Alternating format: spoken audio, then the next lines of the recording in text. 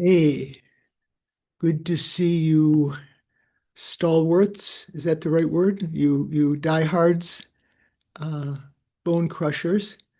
This is our Gompa Rapsel class. We're going to begin with setting motivation. Sangye chodang soki chognam la jangchu badu dagni kyapsu chi dagi chunyen gipe tsognam ki drola penche sangye drupasho. I go for refuge until I'm enlightened to the Buddha, the Dharma, and the Supreme Assembly. Through the collections I create, through listening to the Dharma, may I become a Buddha in order to benefit migrating beings. Sangye chodang soke chognam la jangchu badu dagni kyapsu chi dagi chunyen gipe sognam ki drola penche sangye Drupasho. Try to think of the meaning. The Dharma is at this point, is our true refuge. Our projected refuge is when we become Buddha of the Triple Gem, and that we are going to be listening, contemplating, and meditating in order to achieve enlightenment so that we can benefit sentient beings in the best way, even though that may take whatever time it takes. Then, O holy and perfect pure lamas, mandala offering. By offering this ground anointed with perfume and strewn with flowers, adorned with Mount Meru, the four continents, the sun and moon, visualized as a Buddha realm, may all migrators enjoy a pure realm as a result of this. And as a result of that karma, we make this request, O holy and perfect pure lamas, from the clouds of compassion that form in the skies of your Dharmakaya wisdom, please release a rain of vast and profound Dharma, precisely in accordance with the needs of those to be trained. Idam Guru Ratna Mandalakam Niryatayami. Okay, KT is here. Sean has arrived. So we're going to begin with a little meditation as usual, leading up to I don't know if we'll begin before summer break, but certainly right after summer break, we will be involved in personal selflessness, the selflessness of the person, once we've finished the selflessness of phenomena. And at that time, we will use our morning meditations to meditate on the, searching for the object of negation and refuting it and trying to meditate on emptiness. But right now we're meditating on the clear light nature of the mind after breathing. So first, after relaxing your body and mind, being aware of your breathing, place your mindfulness on it, aided with the mental factor introspection.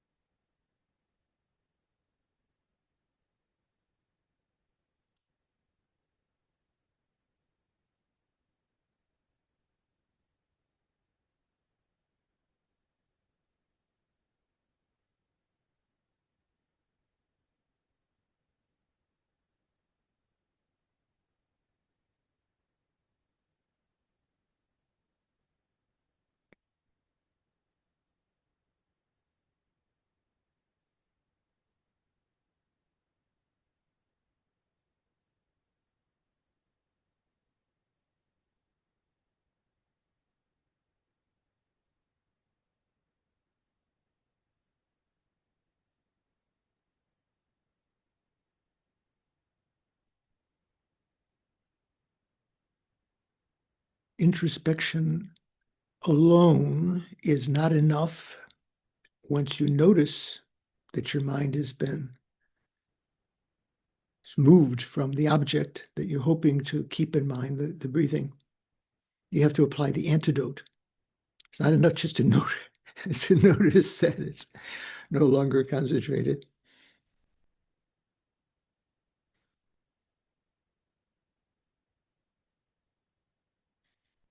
So at first, that antidote is squeezing attention, to squeeze your mind, so to speak. Focus, or I would say focus intensely on the breathing to let the other disturbing thoughts dissolve away.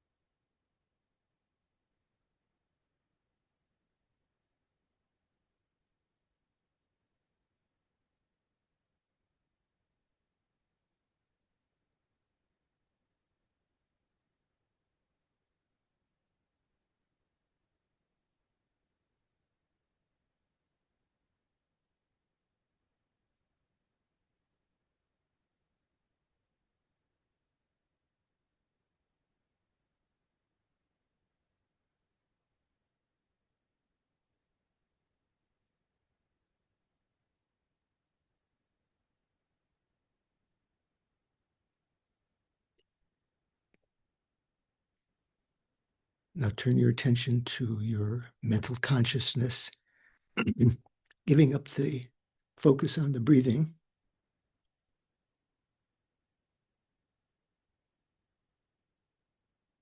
We can locate the mental consciousness in a sense or experience it through its contents at first, because the actual conventional nature is very subtle. Its clarity,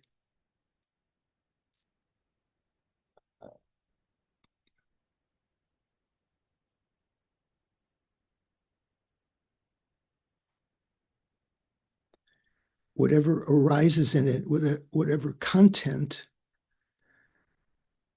becomes an obstacle to maintaining that clarity, yet in the same way, or in another way, it acts as an aid to recall the meaning of that clarity, the lack of any obstruction. The same way that we've been talking about emptiness in the last few classes, that the very change of things, the very arisal of change of impermanent phenomena, indicates that they are empty of inherent existence. Here, the very presence of the mental content and its subsequent reabsorption into the mind when we don't pay attention to it, that indicates that the mind has this clear light nature, conventional clear light nature.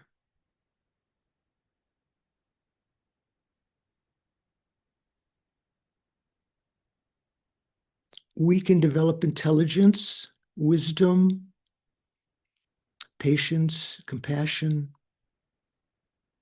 have control and power, all things that we might wish for.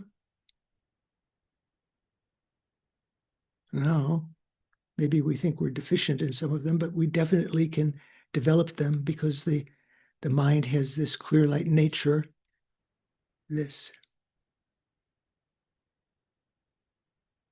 developmental Buddha nature.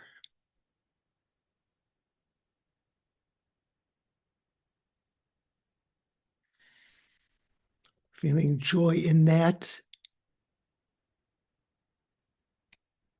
we understand that the fact that we can feel some contentment in that we have this Buddha nature, is due to this auspicious moment, which itself is very rare and incredibly useful, isn't even strong enough word, meaningful. You know, when people ask, what is the meaning of life? This auspicious moment that we've encountered by chance, so to speak, it's due to our karma, but the karma has ripened at this time, perhaps for once in a long time, as birth as a human, while the teachings of the Buddha still exist and there are cooperative conditions to practice it. We're free from the major obstacles that would prevent us from practicing Dharma at all.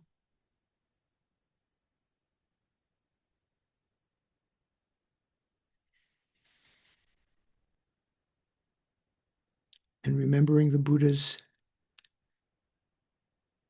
kind advice that if we are intelligent and intent on following his teachings, we shouldn't be content with his Hinayana teachings alone, his lesser vehicle teachings alone. That is to say, we should still attend them, understand them, master them to be able to progress along the path to a certain degree. But we need to enter the Mahayana, the great vehicle, the doorway to which is the development of spontaneous bodhicitta.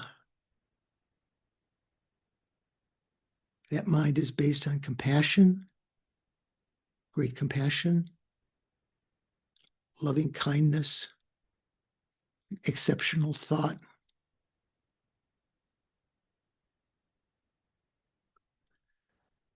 Wishing to attain, aiming to attain enlightenment for the sake of others. But in addition to that wishing state, we need to engage in the practice, like the difference between wishing to fly to France and the difference between that and actually going to on the web, maybe nowadays, rather than the ticket office, and buying the ticket and packing your bags, putting your passport in the pocket and everything. We need to have the armor, collect the armor, collection of merit and wisdom that are explained in the Prajnaparamita Sutras, advice to the Bodhisattvas. The advice to Bodhisattvas is not found extensively in the Hinayana Sutras, the suttas in Pali.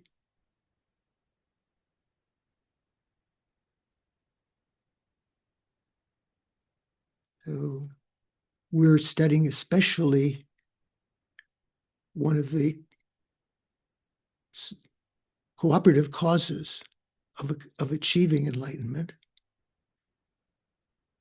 or the two causes, the collection of merit and collection of wisdom.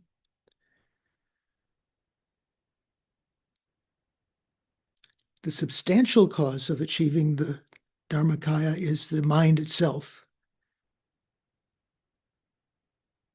And the substantial cause of achieving the Buddha bodies is the subtlemost wind itself. But the cooperative causes, like what's necessary for it to grow properly, like water and fertilizer and sunshine and moisture and so forth, and soil and so forth, is a collection of the accumulation of the two collections of merit and wisdom, explained by Nagarjuna, expounded on by Chandrakirti,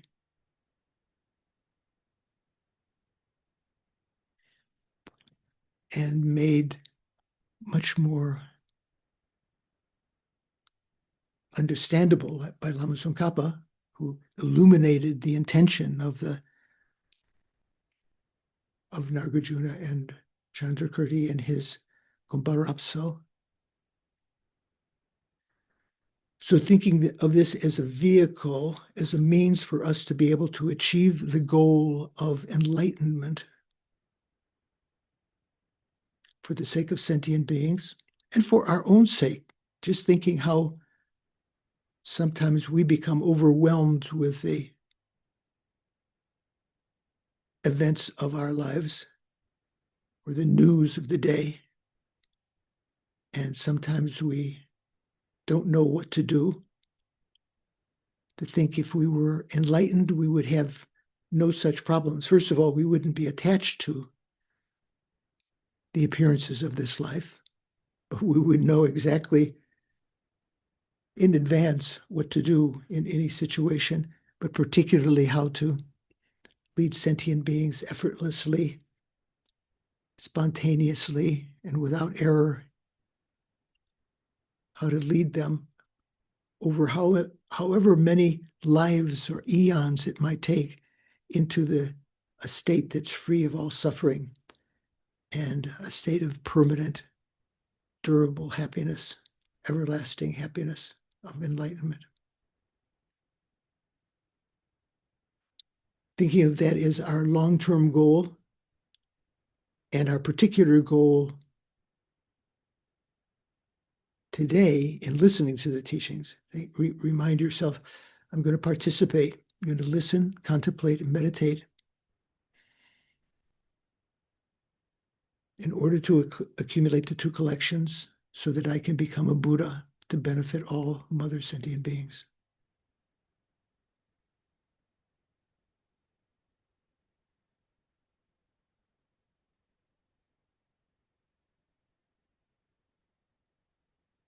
Whatever errors we've made in our lives, karmic, whatever bad behaviors we still have that we're fighting, our impetuousness, our anger, our attachment, our ambitions for success in this life, all of these are empty of existing the way that they appear to our minds as impediments. We have this Buddha nature. Think I'm going to participate for this incredible goal of achieving enlightenment for the sake of all sentient beings.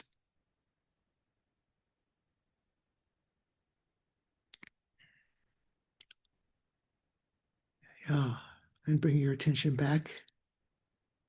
Present. Hi, Suvash has joined us. KT is here. Sean is somewhere.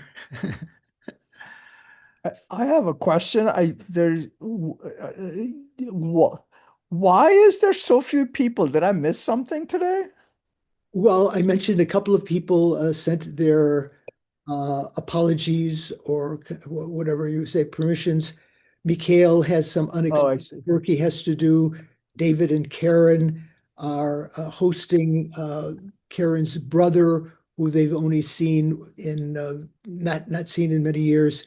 Richard is attending to his daughter. Okay.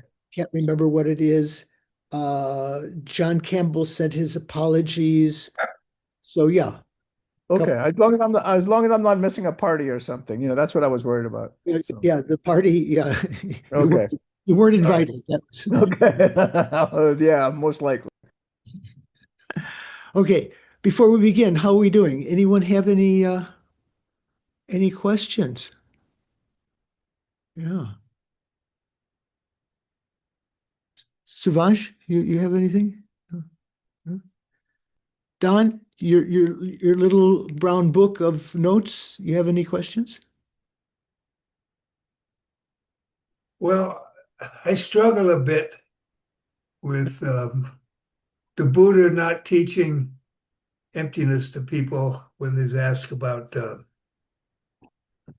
creation, saying it's mind only, wondering how teaching mind only really helps that. Yeah, so the Buddha was is the paramount teacher, right? Is skillful, as we say in our motivation, to effortlessly, spontaneously, and without error lead sentient beings. So the Buddha knows the mind streams of sentient beings, what their karmic imprints are, and what their present wishes are, and what their subtle wishes are that they're not even aware of, for instance.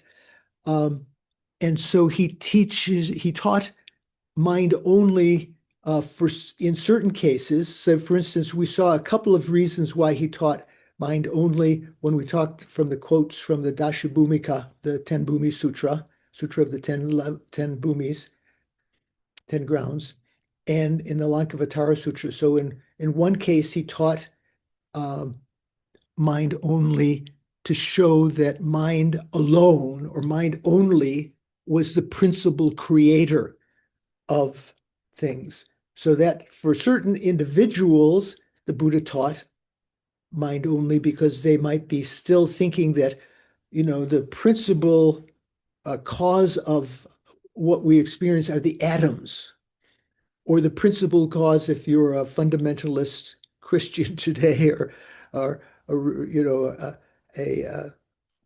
follower of the Vedanta in India, or some other time, that there was a creator God. It was Brahma or God, Yahweh, or whatever. So that was one reason. And then he taught in the quotations from the Lankavatara Sutra, he taught mind only in order to uh, give sentient beings who were not yet capable of understanding the subtlemost meaning of emptiness. He taught them that external reality didn't exist the way that it appeared. And in that case, the way that it appeared was as something different than the mind. But remember when he talked about when we talked about in class overcoming attachment to forms. Something is beautiful and therefore worth attaining and so forth. If you understand through the Chittamatra presentation, mind only, that they are just, you might say, the nature of your mind. They're not substantially existing externally the way that they appear.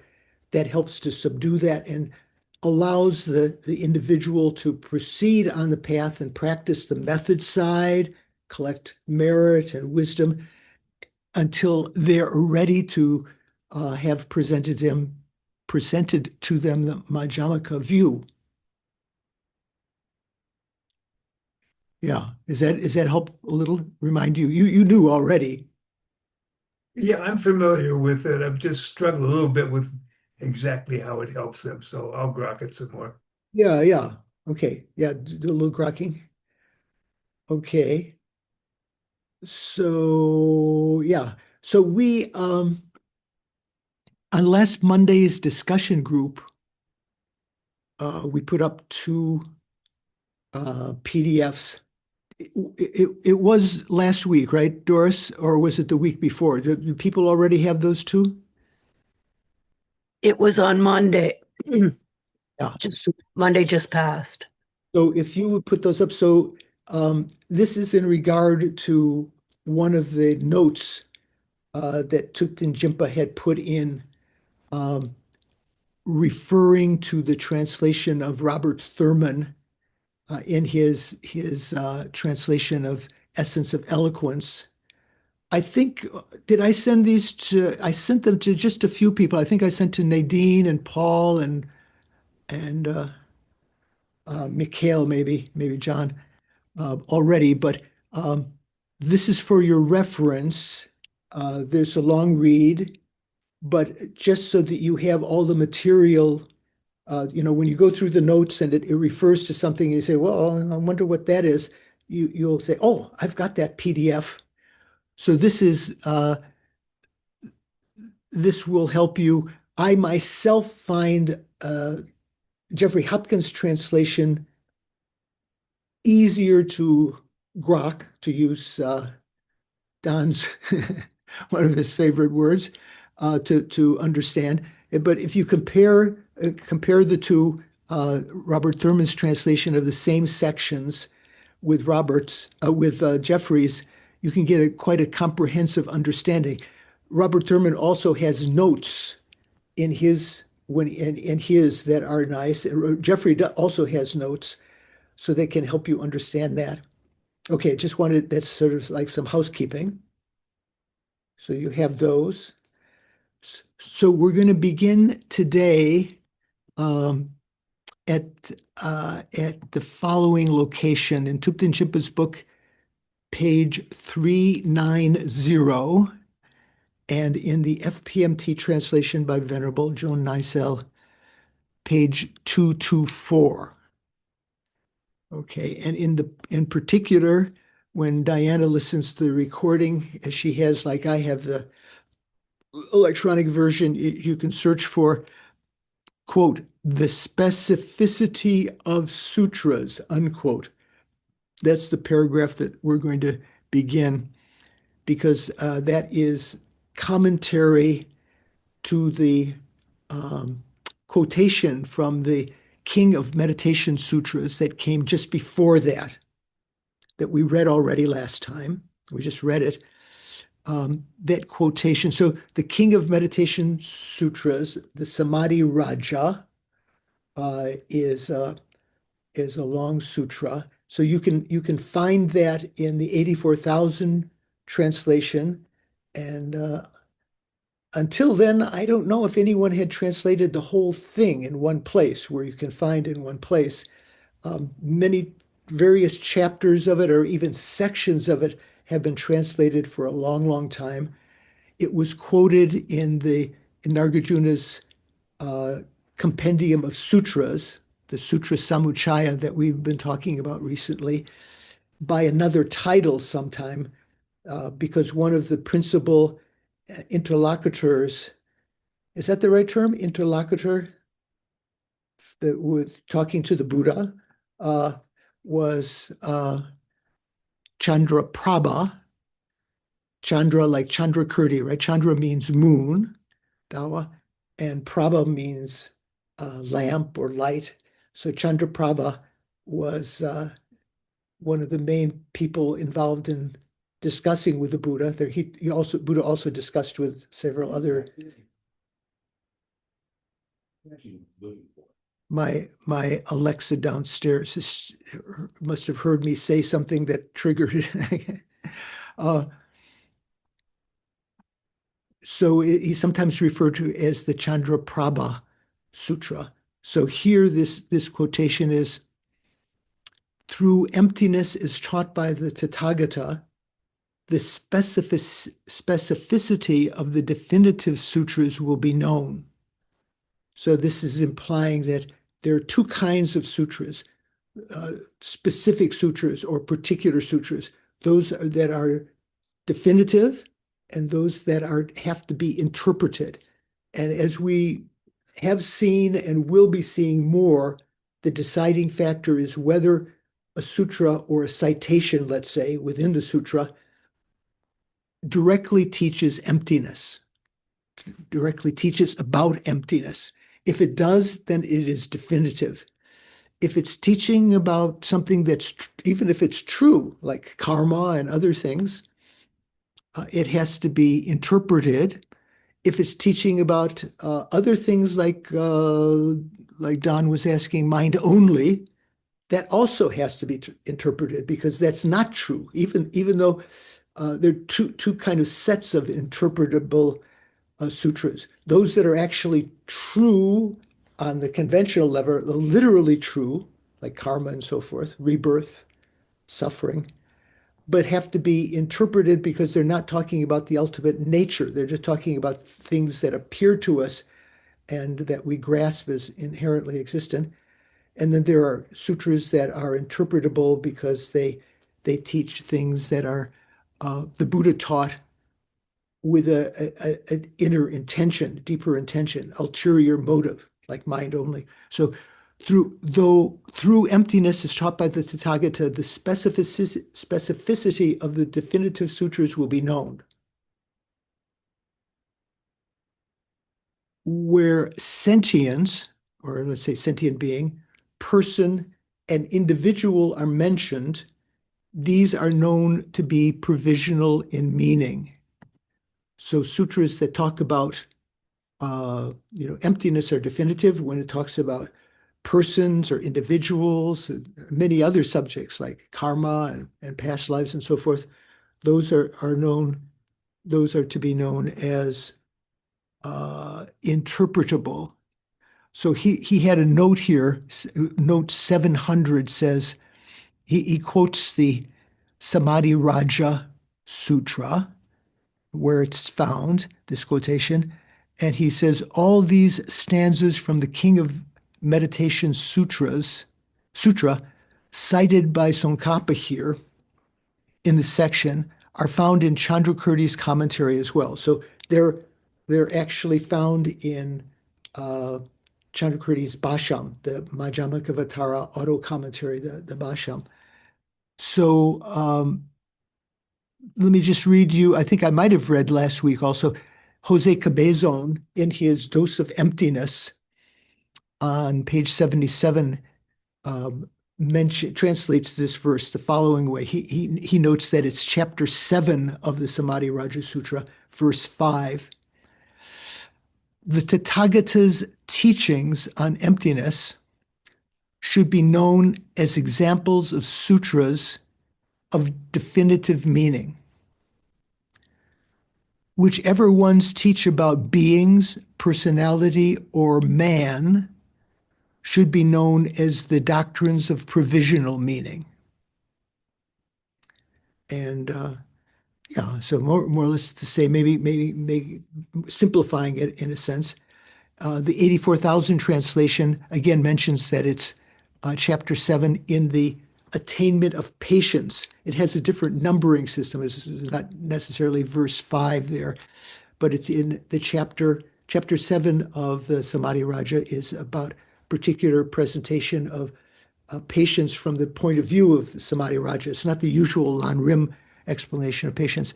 So there it's translated, they know the particular sutra with the definitive meaning, they meaning bodhisattvas in the previous verses is talking about, bodhisattvas know the particular sutra with the definitive meaning, such as the Sugata's teaching on emptiness. Yeah, so he is the one who actually said Sugata rather than Tathagata. The Tibetan says Sugata. The Sanskrit also says Sugata. They know, the bodhisattvas know, that all the dharmas that teach of beings, individuals, and persons are provisional truth. Okay, so that sounds simple, right? So this quotation from the Samadhi Raja, and the commentary, Lama Tsongkhapa's commentary here, translated by Jimpa, the specificity of sutras, quote unquote, in that verse, or another way of translating is a particular sutras, indicates their distinction from the provisional sutras. So there are specific kind of sutras, those that are, as I said before, that are definitive, those that are interpretable or provisional. The reference to, quote, person, unquote, and so on are only examples. So it includes, when the Buddha talked about other things, past lives, future lives, suffering, karma, not just persons and individuals, but those are mentioned only as examples. It also indicates those scriptures that speak of the existence of an agent, a creator, in other words, an object of action, as well as the acts. So that's the famous triad that we've mentioned many times, cha-che lesum, chawa, cha-che lesum. So the action, the agent, and that which is acted upon. How does Jimpa translate it there? The object of the action, right? As well as the acts. The citation from the King of Meditation Sutra is then a scriptural source for differentiating sutras into two classes of provisional and definitive meaning. So there are many sources that point that out, like the Akshayamati Sutra that we'll be talking about, and others. How you can tell what is a definitive sutra and what is an interpretive. So here, this is one source of that. You should know that. All right, makes sense? Okay, so Jimba's translation continues. Again, the same sutra states, in the thousandfold world systems, all the various worlds that exist, all the teachings I have taught, this is Buddha speaking, consist of different words, but one meaning. They lead you finally to emptiness, right? But this one truth, he has in brackets, one truth, cannot be uttered. And then it continues, let's see. Yeah. So there's another translation of this in the actual, if you go to the Kangyur, and so this is quoted in Lama Tsongkhapa's commentary with certain Tibetan, those of you who are following the Tibetan. But if you go to the Kangyur and you actually look at the Samadhi Raja Sutra, this verse is translated just slightly differently in Tibetan, probably came from the same Sanskrit, but it's the last line, instead of saying Yongsu Drakpa Numayin, so that means it is not able to be proclaimed fully or uttered fully. It says Tamche Jopar Numayin. All are not able to be expressed. So there's a little bit of difference in the meaning of this stanza. Different people interpret it. So basically, it sounds like it's saying everything that I've taught in all these thousand world systems, wherever, in the past. So there's kind of implication in the past, in the future, in the present, in other worlds, whatever I've taught, all I've taught comes down to one meaning: emptiness. Whether it's taught directly or indirectly. Indirectly meaning provisionally, teaching other things that get you there eventually. And this final line says, but that one truth cannot be uttered or cannot be proclaimed. That's one way of interpreting that, is that emptiness itself, that one truth, that principal meaning, is something that's inexpressible, right? Joda Mepar, here it says, Jo Minu, it cannot be expressed. Like when we have the praise of the Prajnaparamita,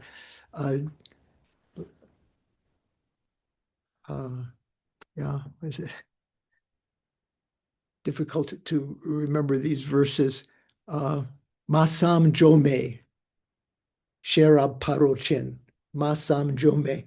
So Ma Sam Jo Me, Jo means to express. So it says unimaginable, unthinkable, and inexpressible is the perfection of wisdom. And one praise that we've mentioned before to the Prajnaparamita.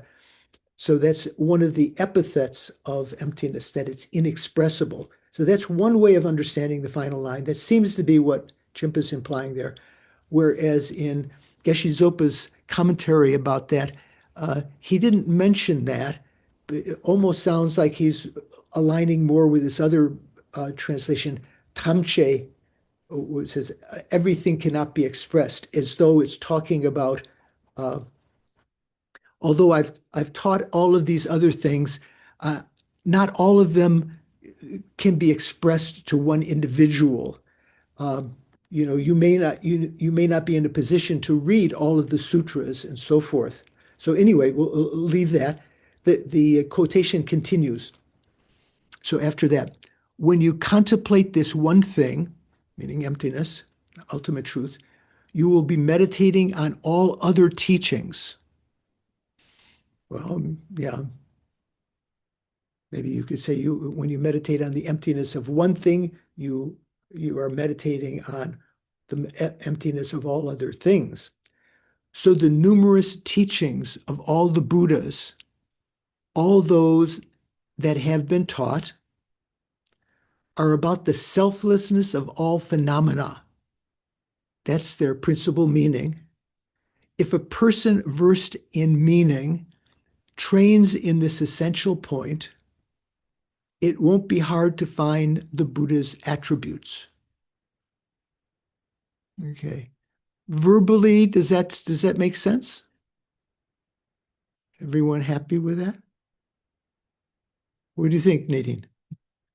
To find the Buddha's attributes means to attain Buddhahood, right? Well, that seems to be how Jimpa's translating it here. So the Venerable Jones translation says, it is not difficult to find the Dharma of the Buddha. So that would seem to say it's not difficult to find the actual intent of the Buddha. Let's see here. Yeah, so Sangye Chunam Konmayin is one of the translations of that. Kon means it's not rare. Kon, like when you say konchok, the rare konchok sum, kon chok, the three rare supremacies. Kon can mean rarity. So it's not rare. So it's easy to the attributes. The Buddha dharmas are easy. So it's not clear how to translate that. The 84,000 translation of that last line, the Dharma of the Buddha will not be hard to attain. Okay, so it's not a little different interpretations, but I think we get the general impression here. So the commentary to that says the first four lines, beginning with in the thousandfold world systems, indicates that of all those sutras that have been taught, will be taught, those that explicitly elucidate ultimate truth directly, because you have to say directly there, because even the provisional teachings elucidate ultimate truth, but indirectly, right? So all of those that explicitly or directly elucidate ultimate truth directly, or explicitly here means, in directly in words, they engage with true suchness. And those that do not present ultimate truth, in other words, the provisional teachings, even they engage with suchness indirectly. Following is more or less reiterating the same thing. So they have the same meaning with respect to engaging in ultimate truth. Even the provisional teachings, interpretable teachings, interpretable sutras, they have the same meaning in that they engage with ultimate truth indirectly, even though they may even be saying things that on the literal level are incorrect. They're leading people to that, so they're engaging with emptiness indirectly. And the text continues, given that those training on the path at the beginner's level can never discover all the scriptures that exist throughout the universe. So that sentence is a little bit, when I said there's two alternative meanings of that first verse, it would have said, all cannot be explained or cannot proclaim it fully. So that sounds like something related to this. And given that those training on the path at the beginner's level, like ourselves, can never discover all the scriptures that exist throughout the universe, so that not all of them can be proclaimed to us or have been proclaimed to us, they should inquire into true suchness on the basis of whatever sutra is at hand. That's how Jimpa translates that. Yeah, let me finish that paragraph. This is how we should read the passage. This can be discerned from the fact that this passage is cited to substantiate the point that even those sutras that do not explicitly teach suchness should be explained as conditions for approaching true suchness. Okay, makes sense? Let me read how Venerable Joan translates that. The 4 lines starting in a thousandfold world systems mean that however many sutra sets the Buddha taught, those that explicitly clarify the ultimate are those that explicitly lead to suchness. However, since even the interpretable meaning sutra sets, which do not teach that directly, indirectly lead to thusness, the meaning is the same as leading to the ultimate.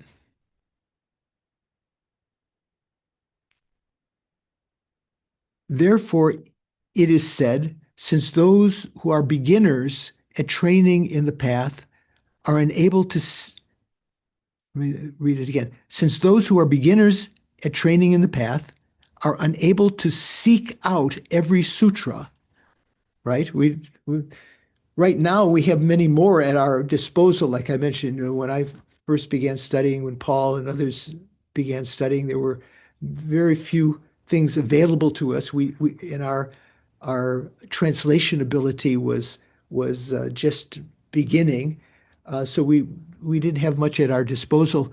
Since those who are beginners at training in the path are unable to seek out every sutra set that exists in the world systems, they should seek the meaning of thusness in one text that is a sutra set, that is a sutra, because also those sutras that do not explicitly teach thusness are to be understood through citing them as a means to make it known that they must be explained as a cause for engaging thusness.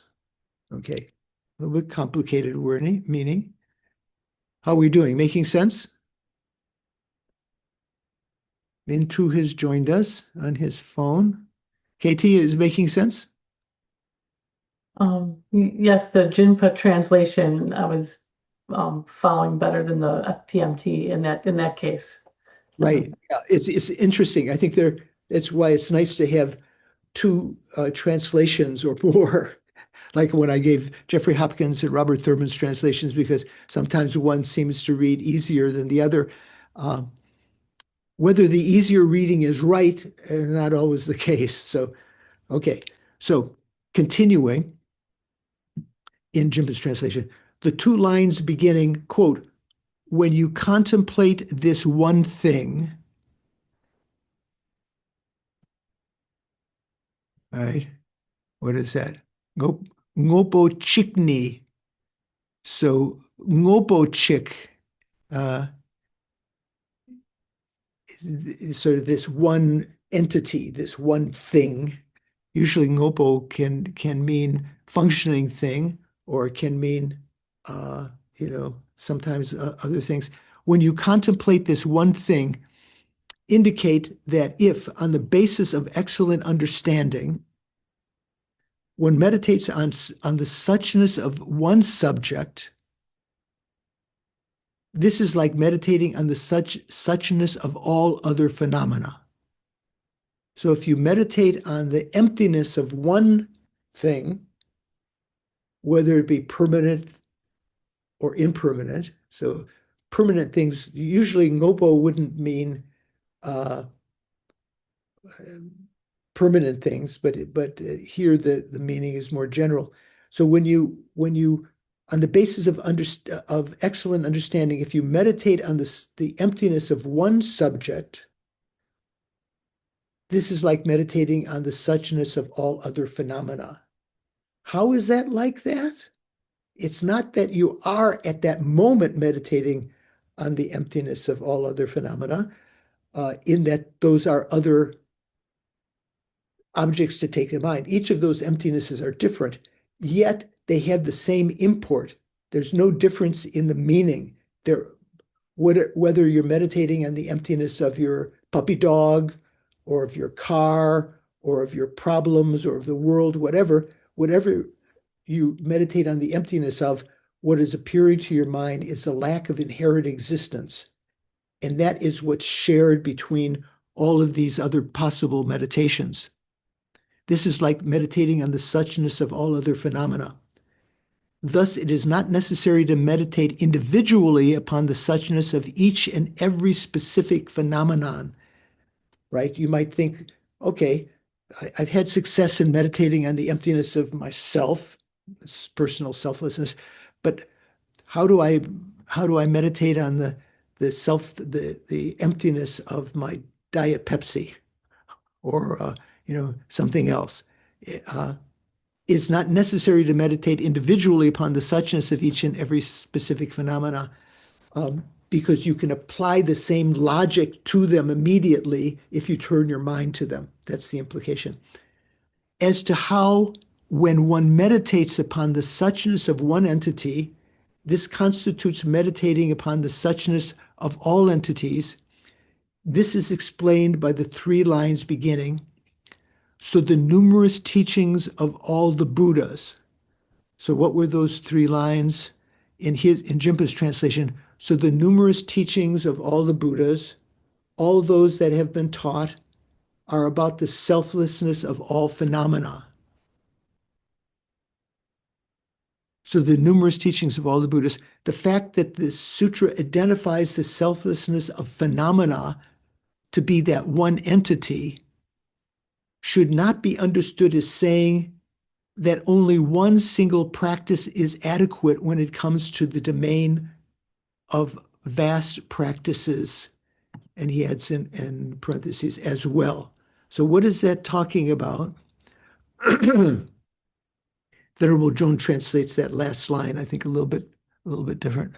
A self of phenomena it is not to say that one substratum, meditating on one substratum, one subject, is enough for those on the conduct side of the path, of the vast.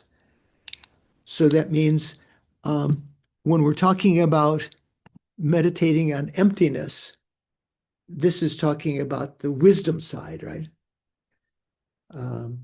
When you talk about the method side, you still need, it's not as though you just meditate on emptiness and you don't have to attend. That's enough. That, it's not enough to just meditate on emptiness. You also need to know the method side, the vast bodhisattvas practices, the 6 perfections, how to practice patience, how to practice enthusiastic perseverance, and so forth, how to develop the Buddhist qualities. So it's not enough just to meditate on emptiness. That's why the Buddhas, one of the reasons that the Buddhas awaken the Bodhisattvas who are in meditative equipoise, even on the 8th, 9th, and 10th bhumis, when they're approaching Buddhahood, when they enter into meditative equipoise on emptiness, they might remain in that for a long period of time, but the Buddhas sometimes tweak them and remind them that they have to accumulate merit in the world so that they exit, they arise from their meditative equipoise and engage with the world, sometimes helping directly, teaching, whatever. So that's on the method side. So Venerable Jones' translation puts it for me, a little more clear, that point. Okay, so continuing, Chandrakirti says that just as the Chandraprabha Sutra, so this is, as I mentioned, this is another name of the Samadhi Raja Sutra. What's the current scholarly view, Paul? Do they say, what do the scholars think? One name was the original and then the other was appended, or they're not sure, or what? That I have no idea. My guess would be that Chandraprabha is not actually a title. It's sort of like, it's like calling the Heart Sutra the Shariputra Sutra. Right. What are the participants? Right. That I would think Samadhi Raja would be the actual title, and this is more just sort of like an offhand. Right. So in title. Nagarjuna's Sutra Samuchaya, as it's translated to us in Tibetan, it mentions it as the Chandraprabha. So at least at the time of Nagarjuna, which was quite early, when he was accumulating these various sutra quotations to use, that name was currently being used for that. So that's one way you might say that was original. Another way you might say the Samadhi Raja is the actual title. That's how it's often known. But Lama Tsongkhapa has mentioned both titles here. So he says, Chandrakirti says that just as the Chandraprabha Sutra presents the method of defining the provisional and definitive nature of scriptures, how does it define? Those that teach emptiness directly, explicitly, are definitive. Those that do not are provisional. That's so. Just as the Chandraprabha Sutra presents the method of defining provisional and definitive nature of the scriptures, we should also appreciate the extensive presentations found in sutras such as the teachings of Akshayamati.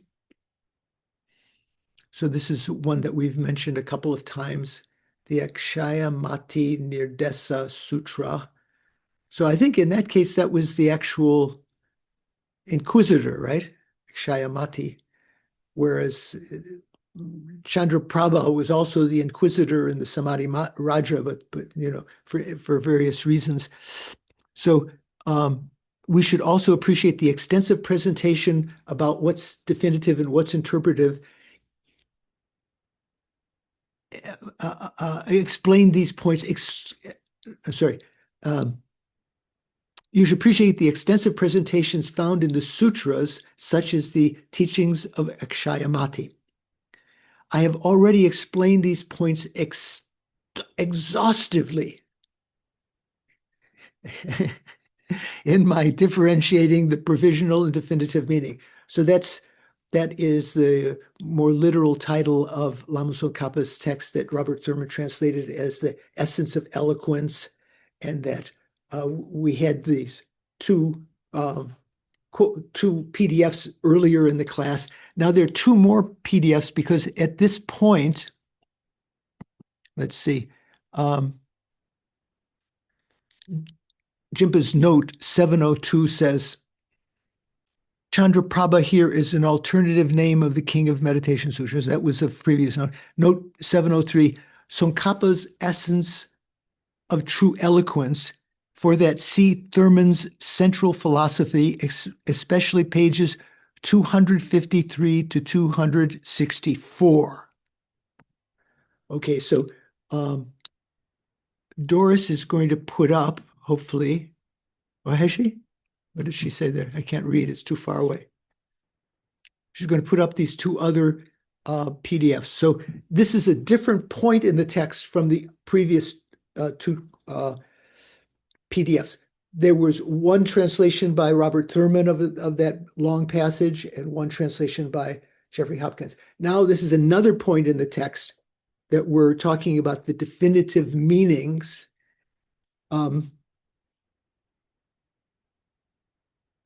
Yeah, how to describe provisional and definitive meaning. And this is found in these two PDFs. So let me just open up the one by Jeffrey here. So he says this, although that said pages 253 to 265 or something like that, that was numeration in Robert Thurman's text. So the page numbers in Jeffrey's text are different. Obviously, they have different length. Yet what I've done is I've had the same sections, so you'll be able to find the same sections there. So let's just read a little bit here what Lama Tsongkhapa was referring to when he said, I have already explained these points exhaustively in my differentiating the provisional and definitive meanings. What did he say exhaustively? Dinam tachopar drangne namchedu shesindo. What does he say? Does he say exhaustively? Tempa yang tolpaya. Does he say, is the word exhaustively in there somewhere, Paul? I'm not seeing a ta chupar, unless he's taking that as exhaustively, but that's just eliminating the extremes, right? Right. So differentiating the interpretable and definitive, eliminating the extremes. Maybe he's taking ta chupar as exhaustively, cutting off the extremes. I don't know. So, yeah. So how did Venerable Joan translate it? She said, I have already explained the conclusive analysis. That's the tacho.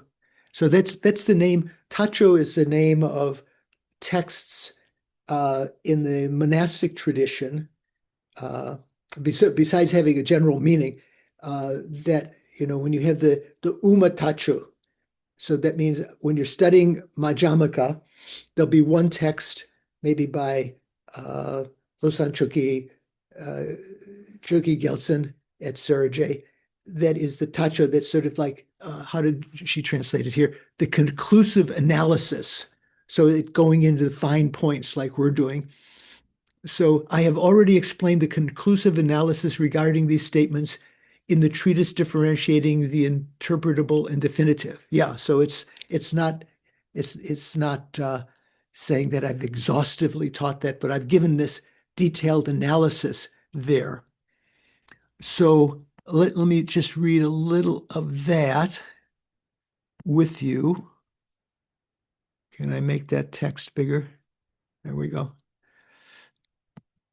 Do you all have that? Jeffrey Hopkins one? It starts the three natures in the middle way school. So when we talked about, and this is coming up quite soon, in the Chittamatra, and one of the principal topics that's mentioned are the three natures, right? The dependent nature or a dependent characteristic, the imputed characteristic, and the perfected or complete characteristic. So that we talked about these three natures, as Jeffrey's translating here, showing that the two sutras, the sutra unraveling the thought, that's the Samdi Nirmochana Sutra, and the questions of Maitreya chapter and he has in brackets, in the 25,000 stanza perfection of Wisdom Sutra are not similar.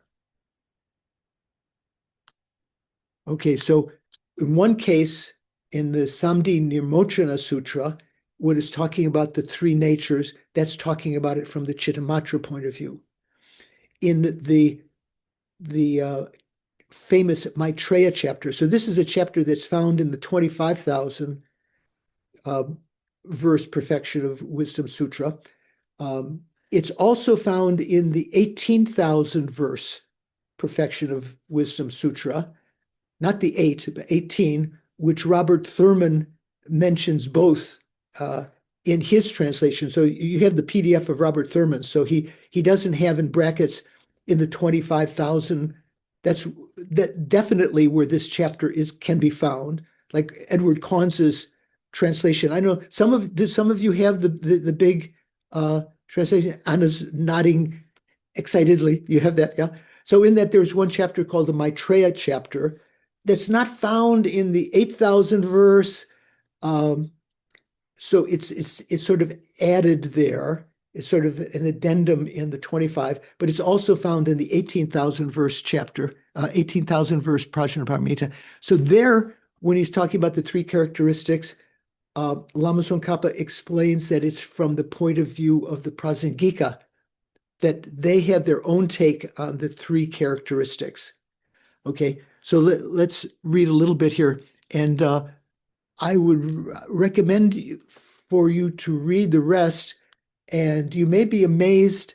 I think this is the case. Many of you have learned a lot, and not just material, but also the terminology, that you will be able to read it in a way that you wouldn't have been able to understand it all, 2 or 3 years ago if you read these passages. Maybe now you'll say the same thing, but so it begins, objection.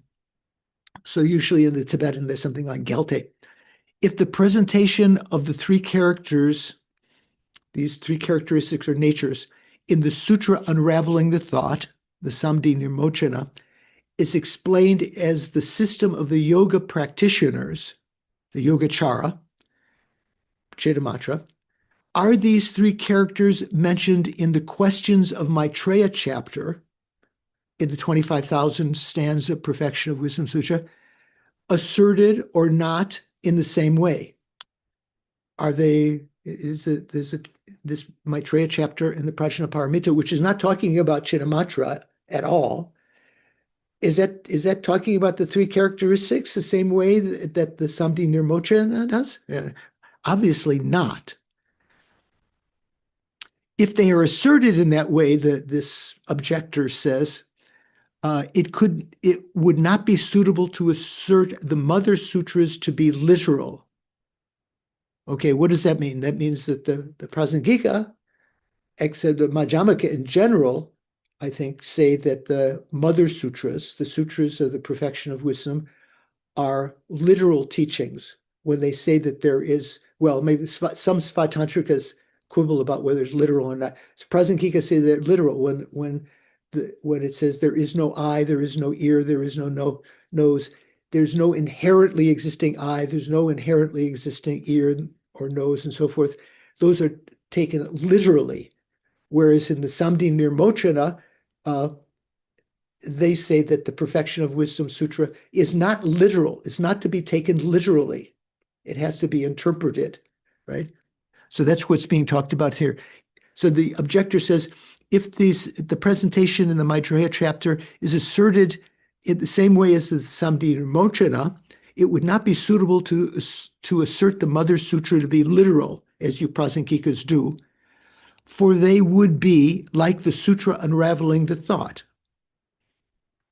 which Prasangika says has to be interpreted.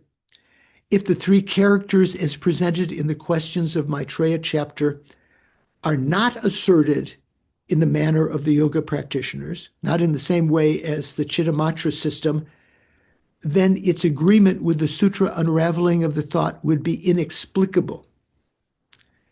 That sutra, the Questions of Maitreya chapter, says,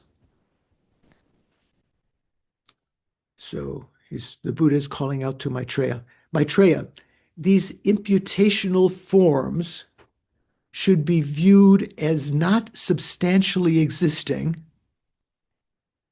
Now, in Robert's translation, he doesn't have these parenthetical, or let's say bracketed comments. So Jeffrey has added some comments here, but in the footnote that we'll read, he's got more interpretation of what is word. The sutra words are very dense, right? So Buddha says, Maitreya, yo Maitreya, these imputational forms should be viewed as not substantially existing because of not existing at all, he has in brackets.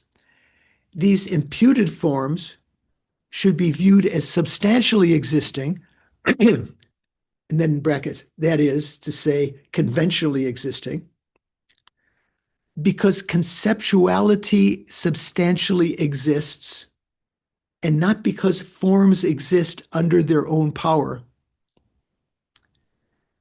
Reality's forms, the truths, the forms, the form of reality, you could say, should be viewed as neither not substantially existing nor as substantially existing, but as distinguished by being ultimate objects. Okay, so not completely clear what he's saying, but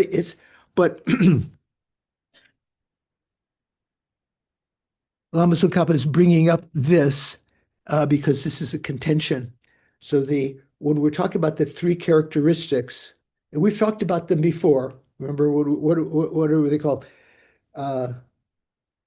Shenwang, is that right? So Gundak, Undak, imputational, Shenwang, and Nyondru. Yongju. These three, right? So generally, it almost sounds, it gets a little complicated. There's like saying there's three natures or three proofs. Generally, we say there, in Prasangika, in Madhyamaka in general, we say there are two truths, right? There's the ultimate truth and conventional truth, or you could say conventional nature and ultimate nature, like when we talk about the conventional nature of the mind, the ultimate nature of the mind. Whereas when you talk about three, it gets a little bit complicated. We'll see later when Lama Tsongkhapa goes into detail about this, when Chandrakirti does the same, that the three can be conflated into the two truths, into two natures again. But here we're still dealing with this apparent contradiction. So this note at the bottom, in note 87, so Jeffrey Hopkins said, with bracketed interpolations to reflect Tsongkhapa's creative reading of the passage. So is that sort of like a ding on Lama Tsongkhapa, Paul? What do you think?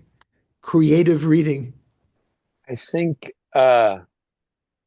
I think people will say that, and then I think the way to phrase it is that if you don't take a creative reading like Tsongkhapa, it won't make sense. Right. It's very difficult to make sense of what's being said there.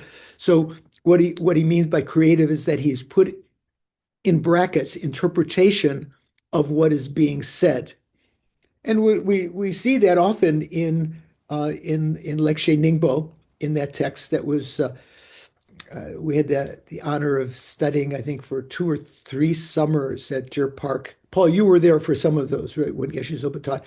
So many of those have to be, many of the quotations from the Chittamatra Sutras or the Samdhini Mochana have to be creatively interpreted. You have to you have to add what is, from other truths, from other sutras, to interpret it. So that statement that we just read reads the following with these interpolations.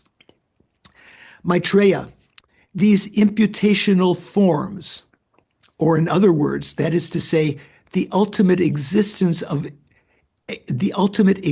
imagined in forms. So how does he come about that? Imputational forms. So this is talking about forms that are imputed upon things, or in other words, what is imputed upon things? The ultimate existence imagined in forms. Does that make sense? You see? Maitreya, these imputational forms these things that we look at and that we impute as being inherently existent, and they're not, they should be viewed as not substantially existing. So in this sense, substantially existing here, meaning not conventionally existing. They don't exist at all because of not existing at all, right? These ultimate nature that we impute upon forms should be viewed as not conventionally existing because they don't exist at all. Then continuing, these imputed forms, that is, forms themselves. So here, imputational forms and imputed forms is different. Imputed forms here, let's say we might call the original one, Maitreya, these imaginary forms. And here we could call imputed forms. So that means so Prasangika accepts that forms are imputed legitimately in a conventional sense, right? So these imputed forms, that is, forms themselves, should be viewed as substantially existing, or in other words, that is, conventionally existing, because conceptuality substantially exists, and not because forms exist under their own power. So forms existing under their own power would mean things that are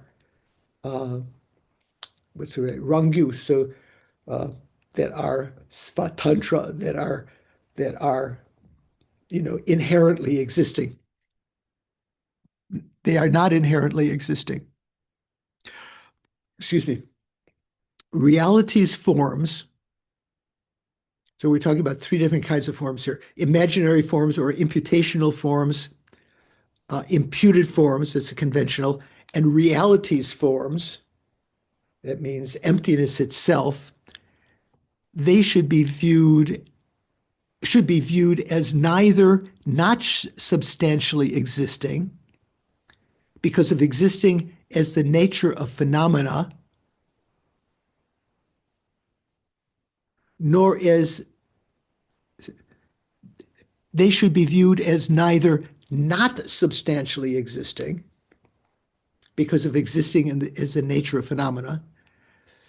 So not substantially existing was taken to mean not existing at all, but because they do exist, this reality of phenomena that we find in them, and they should not be interpreted as substantially existing, that is conventionally existing, because of not existing by way of their own character, but as distinguished by being ultimate objects.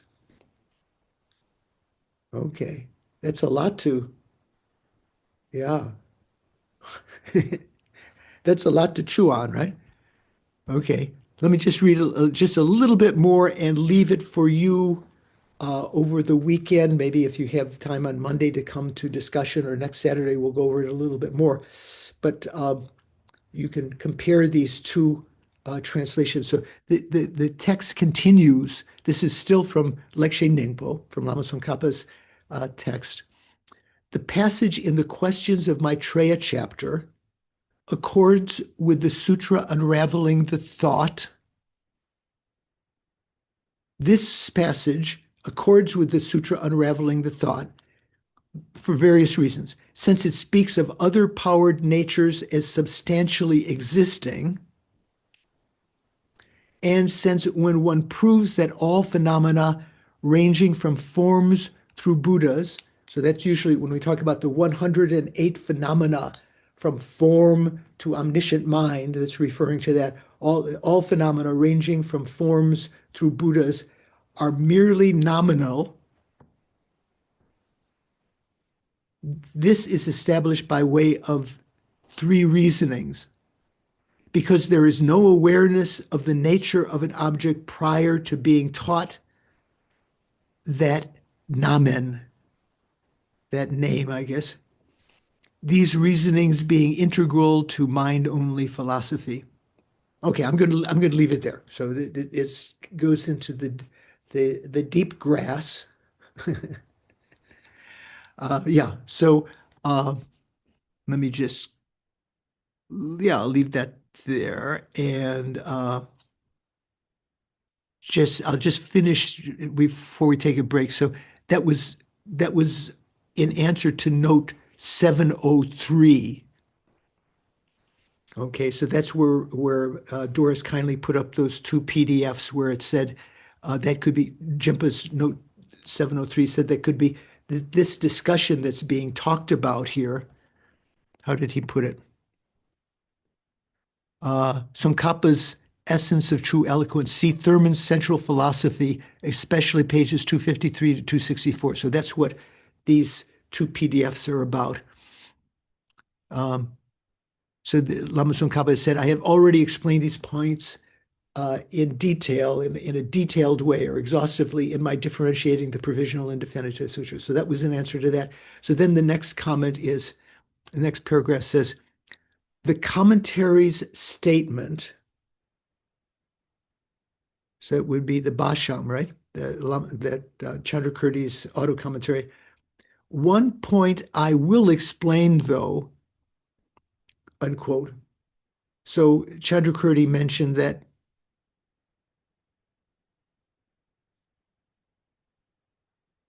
he would still, although this explained in the Akshayamati Sutra in detail, he will explain one thing here just to make it clear. That indicates that he will explain briefly how to respond to the following question.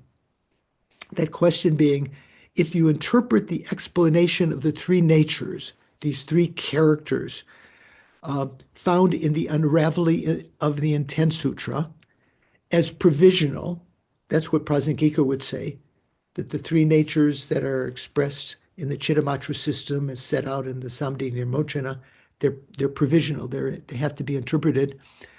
How would you then define these three natures within your own system? Yeah, Prasangika. How do you explain these three natures? Because they're even mentioned in the questions of Maitreya. Okay, so we're going to take a little break. Okay, we're back online. So good to have a little break there. Anyone have any question so far? How are we doing? Jeremy, down under, you okay? Thank you, Venerable George. Okay, down here. Okay. And I always like to hear that little Aussie down here. There's two syllables to HERE to my ear. Okay, so let's continue. Actually, Venerable, Yeah. note 706 and 709 refer to the same passages from Thurman. Right. Right. So that's coming up. So these two PDFs are just right in this section right now that we just read just before the break. So let me just read that section again. The commentary statement, quote, one point I will explain though, unquote, indicates that he will explain briefly how to respond to the following question. If you interpret the explanation of the three natures found in the Unraveling of the Intent Sutra as provisional, how do you define these three natures within your own system? So here, let's see. Yeah, so Jimpa says, Chandrakirti continues. So this is a quotation in Lama Tsongkhapa's text. I don't think Lama Tsongkhapa mentions Chandrakirti says. He's just quoting verbatim from the Basham. Oftentimes he translates almost verbatim, that he presents almost verbatim what the Basham says and just adds some things. Sometimes he has completely different material. Sometimes he skips some things that Chandrakirti says, but this is found in Chandrakirti's text, the next 2-3 paragraphs. So he says, for example, the snake is a false construct in relation to a coiled rope. Remember this example that's used in many, many places. Chittamatra uses this also. So if there's a coil of rope, sometimes said mottled, so it kind of looks like the skin of a snake, in a dark corner of the room, which I've experienced when I've gone out to my shed. Sometimes there is a snake that lives there. Sometimes I've mistaken a coil of rope for the snake. So, for example, the snake is a false construct, false imputation in relation to a coiled rope, right? We impute upon that, or we construct upon that a snake, but it's completely not there. There's no snake there at all. That is a false construct, a false imputation, because there is no such snake in that rope, or on that rope, you could say. That's easy, right? But in relation to an actual snake, however, it is established as real. That is, conventionally, that is a snake, because it's not an imputation of something that is not there. It's imputing on an actual snake. So that's a proper basis of designation to impute snake, right? Is that right, KT? Okay. It is correct. Okay. Okay.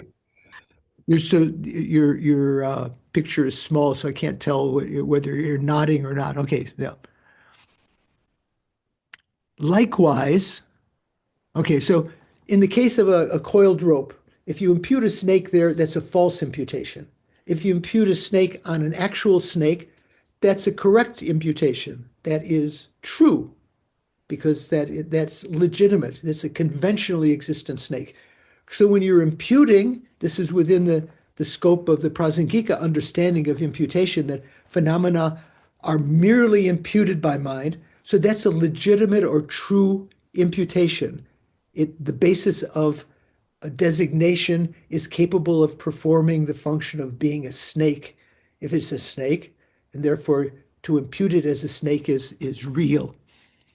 Likewise, text continues, intrinsic or true nature, too, remains a construct. Okay, so now we're getting into little bit subtle terminology and vexing section, as I think what did Jimpa in one of the notes is, one of these sections is tortuous or something.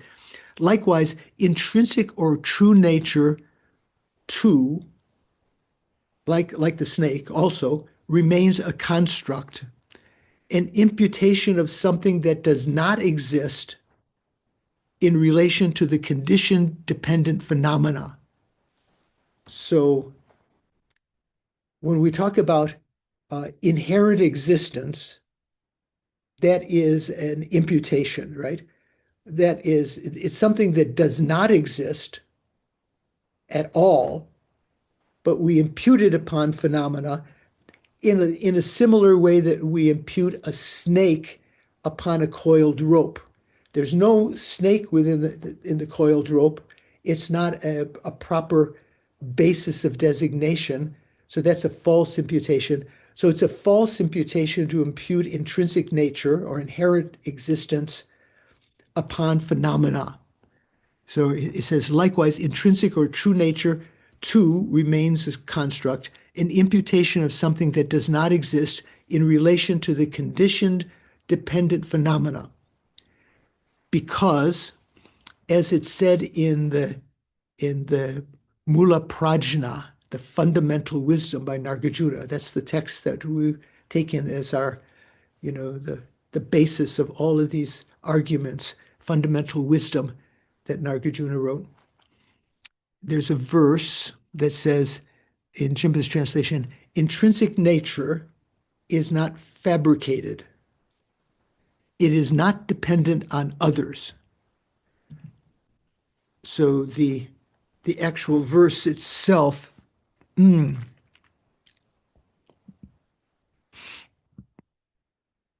Yeah, in Sanskrit, what Chimpa is translating as intrinsic nature is svabhava. Remember when we've talked about svabhava before? Remember when in Tantra when you say Om Svabhava Shuddha Sarva Dharma Svabhava Shuddho Aham. All phenomena are pure or empty of intrinsic nature, of svabhava, some kind of findable nature. And I am also empty or clean of, free of svabhava. So you've heard that word before. So this causes a problem sometimes because Nagarjuna also uses svabhava. He uses it here to refer to the false nature that we impute upon phenomena, like imputing a snake on a coiled rope. But he also refers to it as the ultimate nature, emptiness. So that causes some philosophical problems later. But let's just read that. So this is just 2 lines of verse. Which verse is this? Verse 2 of chapter 15 in Fundamental Wisdom. So remember, Fundamental Wisdom has what, Paul, 27 chapters? Chapter 15, you know what that is? That the chapter on the self? This is the chapter on Spavava. Oh, and Swabhava, right? Oh, right, of course. That was McGee's dissertation. Oh, was it? Okay. So that's interesting. Okay, so this is chapter 15, examination of Svabhava.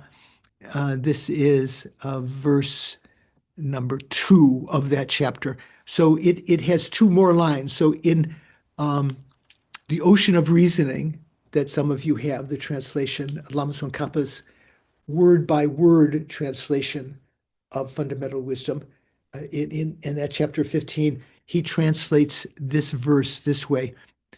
How could it be appropriate to call that which is created spavava, essence? He's translating it as essence. How could it be appropriate to call that which is created spavava? So that is not what is translated by Lama Tsongkhapa here. That's the first 2 lines of it. And then the second 2 lines is what Lama Tsongkhapa has here. Essence, or spavava, intrinsic nature, is not constructed or conceived and does not depend on another. Okay, so that's the famous verse here. Intrinsic nature is not fabricated, is not dependent on others. FPMT, Venerable Joan translated as nature, spavava, natures, she puts it plural for some reason, are not fabricated and do not exist in reliance on others.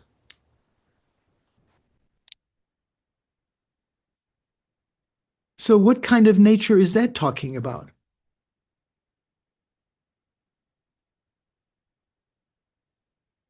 Is that talking about the false nature, or is that talking about the ultimate nature of emptiness?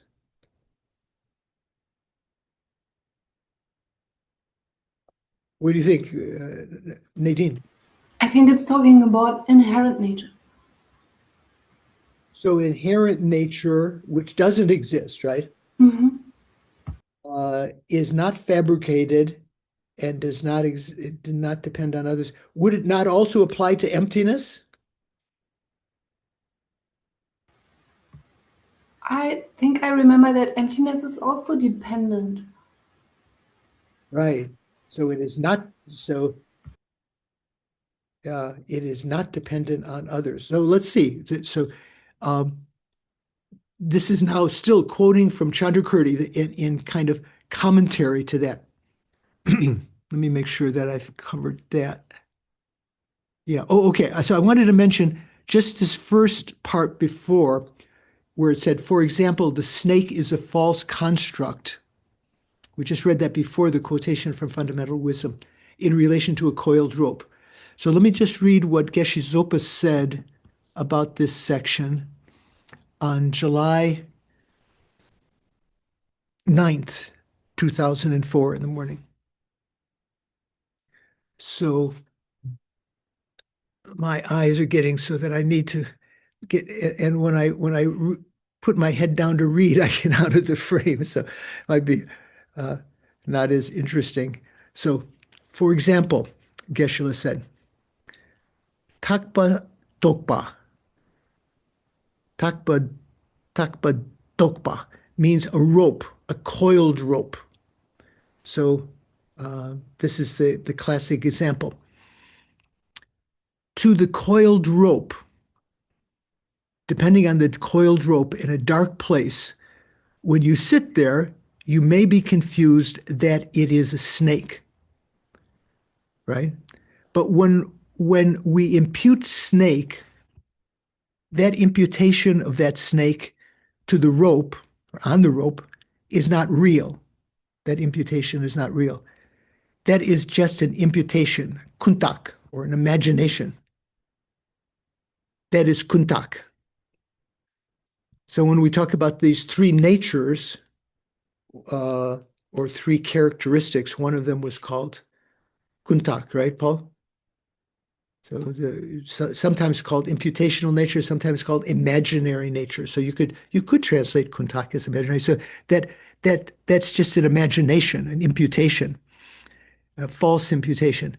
That is kuntak. That snake on the rope is an imputation, but the snake on the actual snake is yongdrup. That is the fully accomplished. That is the truth, according to Geshe-la's interpretation here. Yongdrup means the actually existent truth. So therefore, it's like that example. Imputed on the rope, wrongly imputed, because it's in the wrong way. Tendalar lokbar tokpa, we have in the Tibetan, that is, lokbar tokpa means wrongly or, wrongly imputed on dependent phenomena, tendel. That means in the wrong way imputed. So that snake is not on the rope. The snake that you're imputed doesn't exist on that rope. But it does exist on the actual snake. That is dul. In Tibetan, we say dul. Then that is yongdrup. When you impute it on that is yongdrup. So generally speaking, from the Prasangika point of view, what is yongdrup? Paul, do you remember? Is that conventional truth or is that ultimate truth? Yongdrup would be ultimate truth. Right. So that sounds a little bit funny here when he says that is yongdrup. Okay. So he says imputed on the rope, wrongly imputed. Actual snake is a do. Kuntak is what is not there and then imputed. That is imaginary. That is kuntak. So this is not like that. This is not like that. This is an example. Now we have to know this, Geshe said. And Geshe would say, occasionally, every maybe a couple of weeks, there would be some point when he would emphasize, you have to know this, almost like it's going to be on the exam. It's an important point. He said, you have to know this. Rangshin Shiluk Kyang. So Rangshin is what we're usually translating as spavava. And there's another term that is synonymous that we've used sometimes, shiluk, which sometimes is translated as basic disposition. How else is translated shiluk, Paul? Would be the Mode of subsistence? No. The Shiluk Gausha? Yeah, right, Go. Uh, Yeah, so sometimes called it natural, the natural disposition or nature or something like that. So it's a synonym of Rangshin. So it's how things actually are. So in the text, in the Tibetan text, it has the two together. And I think Jimpa translated, how did he translate it there? Where he says, likewise, intrinsic or true nature, too, remains a construct. So Geshe is talking about that. So there's these two things, Rangshin and Shiluk. Let me see where we are here. Okay. Now you have to know this. Rangshin Shiluk Kyang. Rangshin or nature, Shiluk means real true nature. Ultimate true nature or real nature or true nature. That is Rangshin Shiluk. So all products, all productions, these causes and effects, and all these phenomenal things, to them, the ultimate nature is the imputation. So we impute upon all the conventional things that we see that are products, let's say, and even on non-products. But here is talking about products. We impute on Tyndale, we impute some true nature that is not there. We go along with that. There's the appearance of a true nature, and we accede to that, we grasp to that. But in addition, we impute that nature ourself, that imaginary nature, and we grasp to that. All products, these causes and effects, all these phenomenal things, to them, ultimate nature is the imputation. What we think is, that is real. That is a real tree or object. That is a real color and shape, like the objects of eye. That's real beauty. That's real ugliness. Whatever you see, that's a true nature. Objectively, existing their own way, we perceive and we think the same way. So we perceive them that way. That's how they appear, and we believe them. And we think that same way. That thinking is conception. That way, imputed way, not true.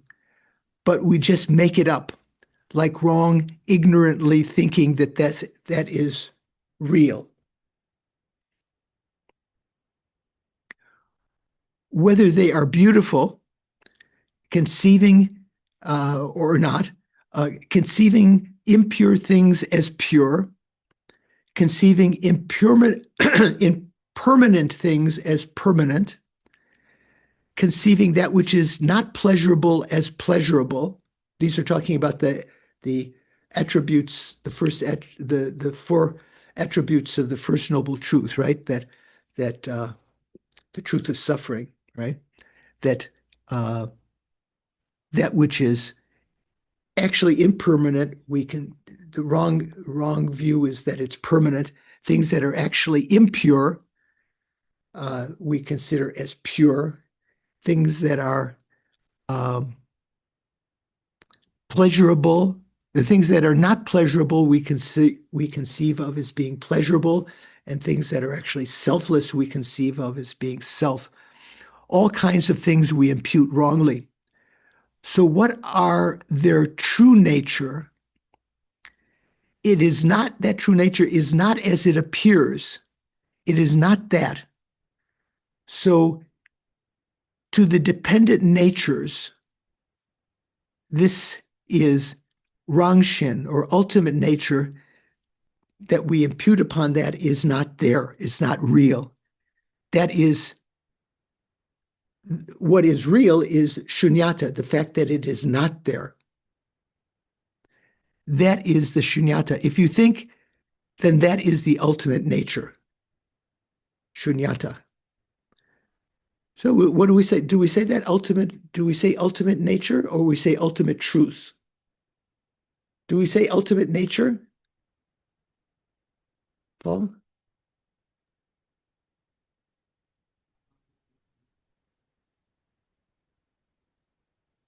I think you can in some context. Some context. Here's Geshe saying that. So generally, when we talk about nature,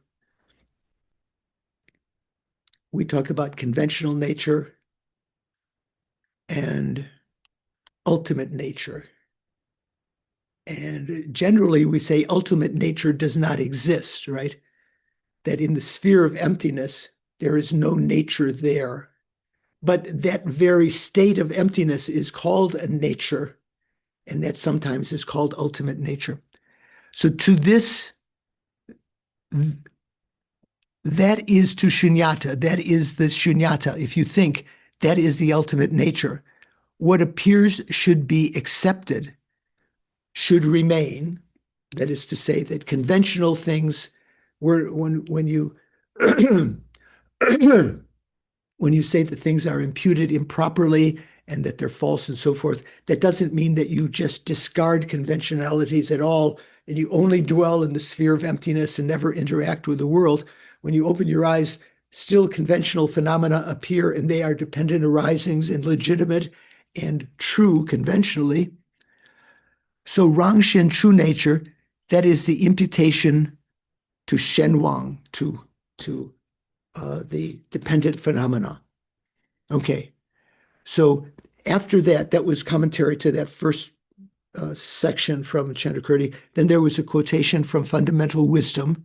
Intrinsic nature is not fabricated. So this word fabricated, chumin, chuba means to make something up, to put together, and that wasn't there before. So that's intrinsic nature is not fabricated. It is not dependent on others. Thus, the true nature cannot be something produced.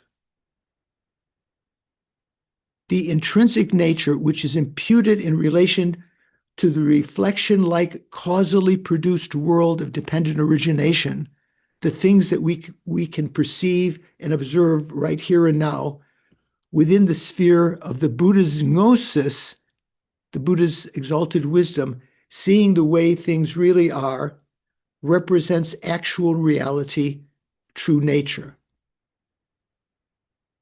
Oh, is that right? What is that saying?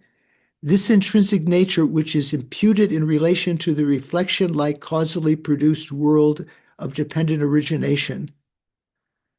So one way we're imputing a false nature upon them, right? These things that we can perceive and observe here right now, upon them we impute this intrinsic nature. Intrinsic nature, how do we say? Inherent nature, right?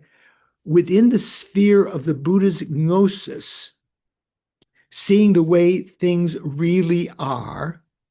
So remember, the Buddha's gnosis, Buddha's wisdom, his mind, has two modes of looking or seeing.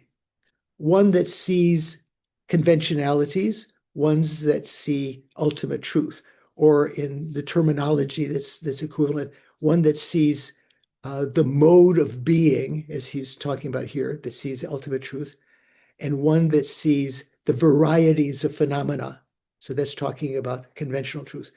So the way that the Buddha's gnosis knows the variety of phenomena, trees and cars and kitty cats and everything, all the conventional truths.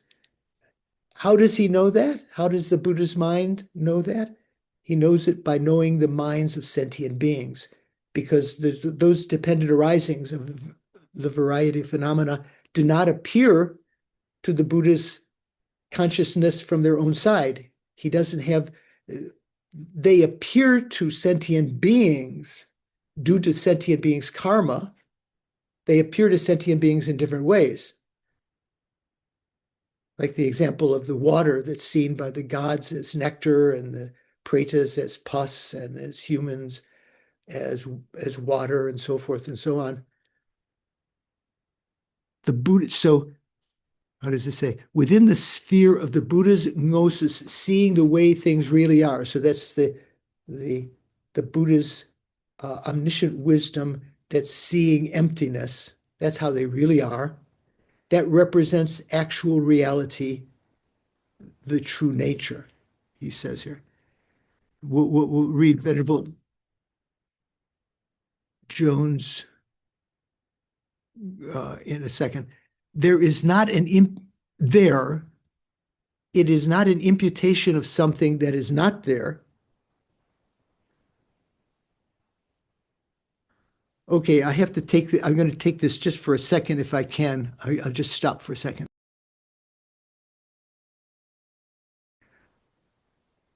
All right. That was my doctor, and he called on a Saturday, which I wasn't expecting. So anyway, let me continue. So this is talking about the Buddha's omniscient mind that's perceiving reality. This is not an imputation of something that is not there. So what imputation is this talking about? This is not an imputation of something that is not there, like imputing a snake on a rope. So this is imputing ultimate nature. So emptiness itself is an imputation, right? All phenomena that exist have to exist conventionally, right? They have to have a conventional nature. So emptiness is imputed. Here it is said it is not an imputation of something that is not there. So when you talk about ultimate nature, the ultimate truth of emptiness, that is imputed upon, legitimately upon emptiness. This is because the Buddha directly perceives the true nature alone without touching the causally produced things themselves. So this is problematic language, without touching them. So that means that, say, for instance, the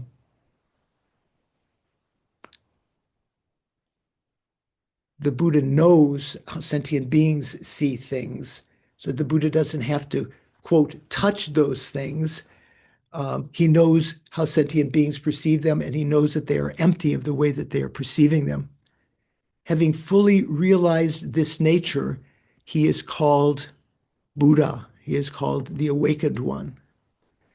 So Venerable Joan translated that as following.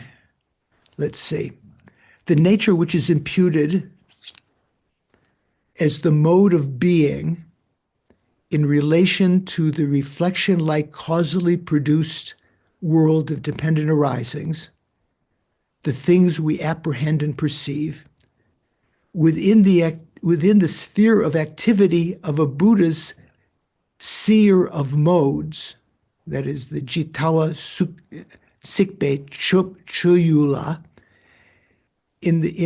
within the sphere of the activity of a Buddha's seer of modes, seer of reality, is the actual mode of being, because it is not imputed while not existing on them. So now this is talking, I think hers makes it a little more clear. It's not talking about imputing a wrong nature. This is imputing actual emptiness. So emptiness itself, this svabhava, can be used in the sense of emptiness itself as the imputed nature, ultimate nature. Then she continues, because of comprehending thusness by directly perceiving the nature alone, without contacting the things that have production by causes and conditions, by perceiving within his exalted wisdom, thus he is called Buddha. Just translates. awakened one. Yeah, Suvash, sorry to keep you waiting. Venerable George, did I hear you say that emptiness is being imputed by the Buddha? I thought that emptiness is directly perceived by the Buddha. There's no imputation. Yeah, you're right. But for us, when we talk about ultimate truth, when we talk about emptiness, when we talk about svabhava, right, this word, can you say that? Can you pronounce that, Suvash? Swabhava. Swa, yeah, you want to say swa. SW. So SV, svabhava. Yeah, I don't think anything in modern India, usually you don't have any V's, right? It's usually W. Everything reverts to that. Also, the Tibetans, they don't naturally say that V, like Vajra. They have other things. So svabhava. So svabhava generally means the negative sense that there is some inherently existing nature that exists. That's svabhava. That's what's being refuted when we say Om Svabhava Shuddha, that it is pure, it is free of svabhava. All phenomena are free of svabhava, any inherent nature. That's one meaning of a svabhava. But the other meaning of svabhava, which causes confusion, is that conventionally we can say that the ultimate nature of phenomena, emptiness, is its svabhava. That is a true svabhava. That is a correct imputation. Is that okay? Yeah, okay. So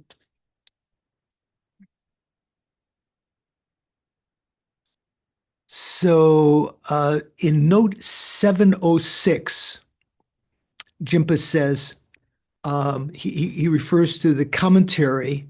He gives the commentary, the Basham's page numbers. Then he says, for a translation of a slightly shorter paraphrase of this exact passage from commentary, as found in Tsongkhapa's Essence of Eloquence, see Thurman, Central Philosophy, page 361. Doris, could you put up, there is one very short one-page PDF. One moment. Okay, so we'll have this exact thing from page 361. This is found in the earlier PDFs that we put on, but this is just because he's mentioning it here. He says that can be found in Tsongkhapa's Essence of Eloquence as translated by Thurman in his Central Philosophy, page 361. These two paragraphs separated by Nagarjuna's quote are notorious for being some of the most difficult and complex parts of Chandrakirti's commentary. This is what I was referring to before, notorious. Yeah, so complicated. So Khapa reads the two sections there ostensibly to respond to the question about whether Madhyamika accepts the theory of three natures. So Khapa addresses this question more exhaustively in his Essence of Eloquence, and that's the bigger PDFs that we gave earlier, page 355 to 365. So within that, page 361 is what this PDF that Doris just put up is. I'll read it in a second.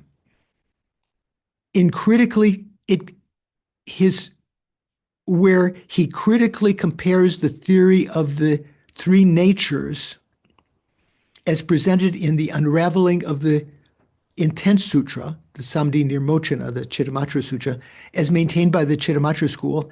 He critically compares that and a similar theory presented in the Questions of Maitreya chapter on the perfection of wisdom in 8,000 lines. So here Jimpa says that, I'm not sure if he meant, is the Maitreya chapter also in the 8,000 verse Prajnaparamita, Paul? No, I know it's in the 25 and the 100,000, And it's in the and 18, according to maybe in the Robert. 18. So maybe Right. that's what he meant. Maybe he meant the 18,000, but it's not in the 8,000. The 8,000 is a relatively short one that Nadine has spent a lot of time reciting, right, Paul, Nadine, at various times. So let's take a look at that, that PDF that in the chat that Doris just put up there. There we go. So you can see there, I've just taken out from that larger one, page 31, 361 in Thurman translation. It says, this method is the same as the centrist presentation. So what is centrist? What do you think, Sean? What does he mean by centrist?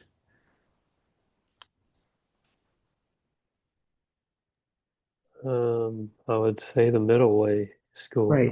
That's why is how he's translating Madhyamaka, right? So this method is the same as the centrist presentation of the three natures given by Chandrakirti, in his introduction commentary, that means the Madhyamaka where Chandra explains that just as a snake is a mere imaginative construct on a rope, not really existing there, yet is not a mere construct, but in the case of an actual snake, but is established in an actual snake. So this is kind of like saying, although there are two kinds of svabhava, one that's imaginary, like imagining a snake on a coiled rope, and one which is authentic svabhava, like imputing a snake on an actual snake. So intrinsic reality is a mere imaginative construct. That means that, inherent nature, inherent existence is a mere imaginative construct in the creative reality of the relative nature, since Nagarjuna has defined intrinsic reality as non-artificial and non-relational. So that's his translation of what did we say? What was it? Chumin. What was the translation of Chumin?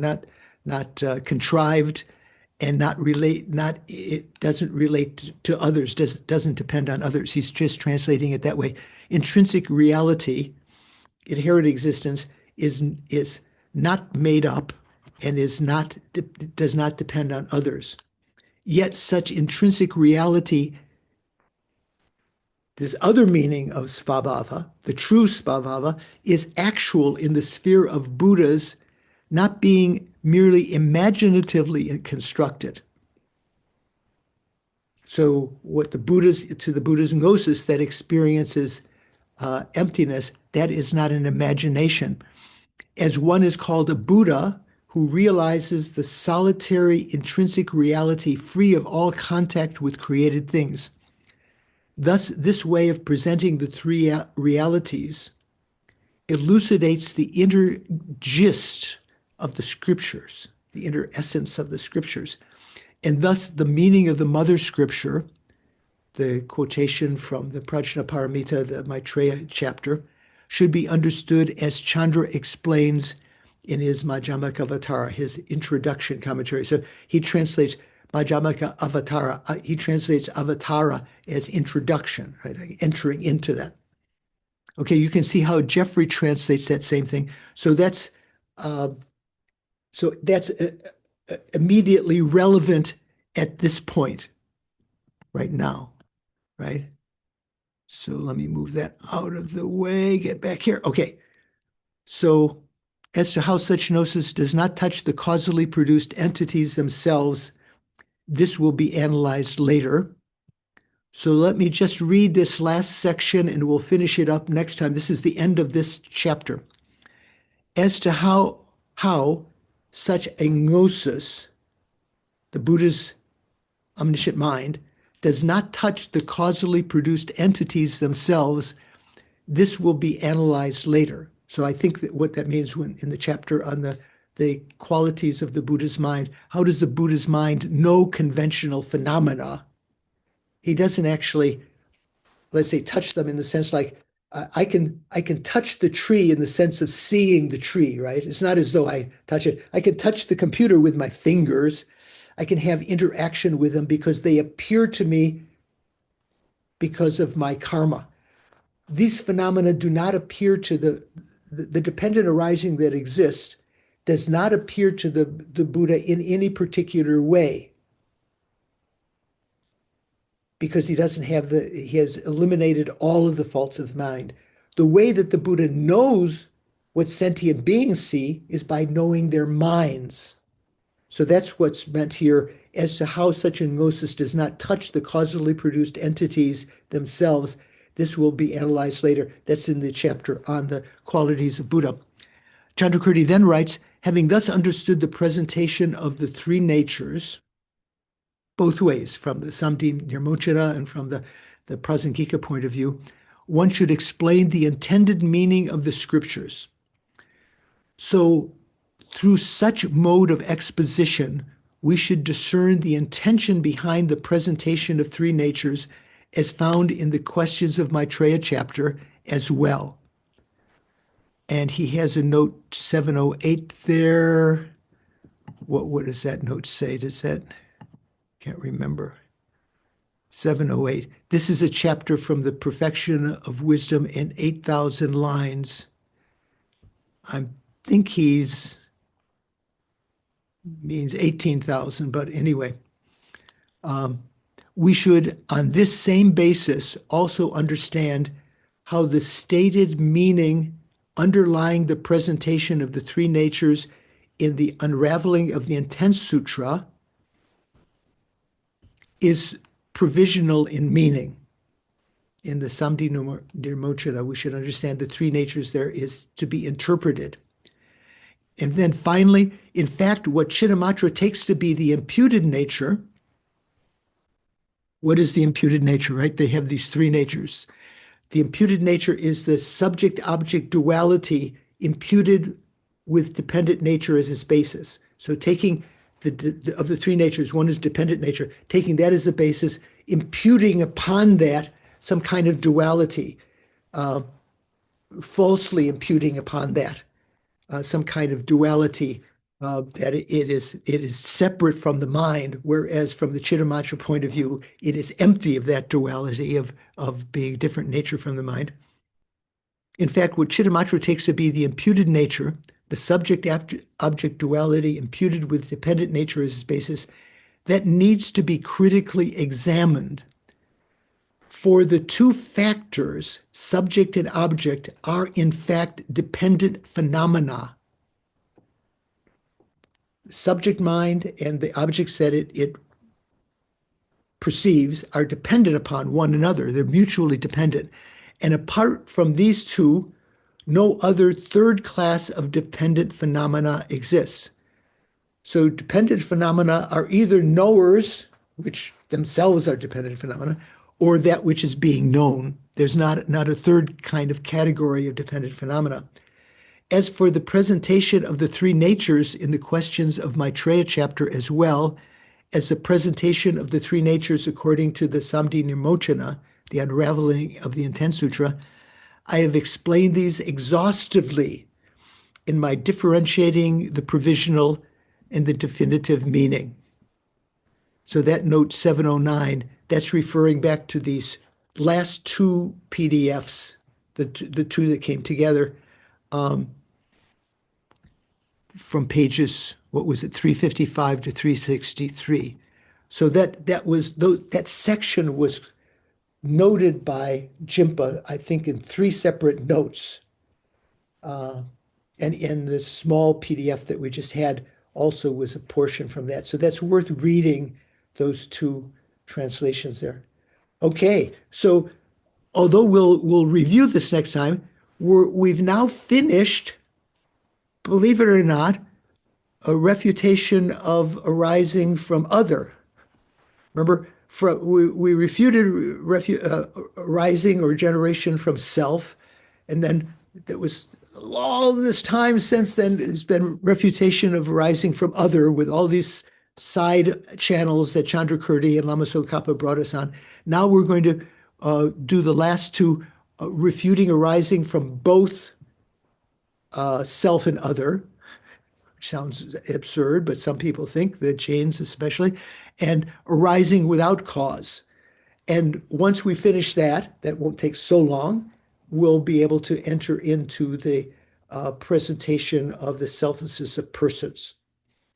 Okay, so we're going to review this next time, but yeah. So what do you think? Are we okay? Minto, what do you think?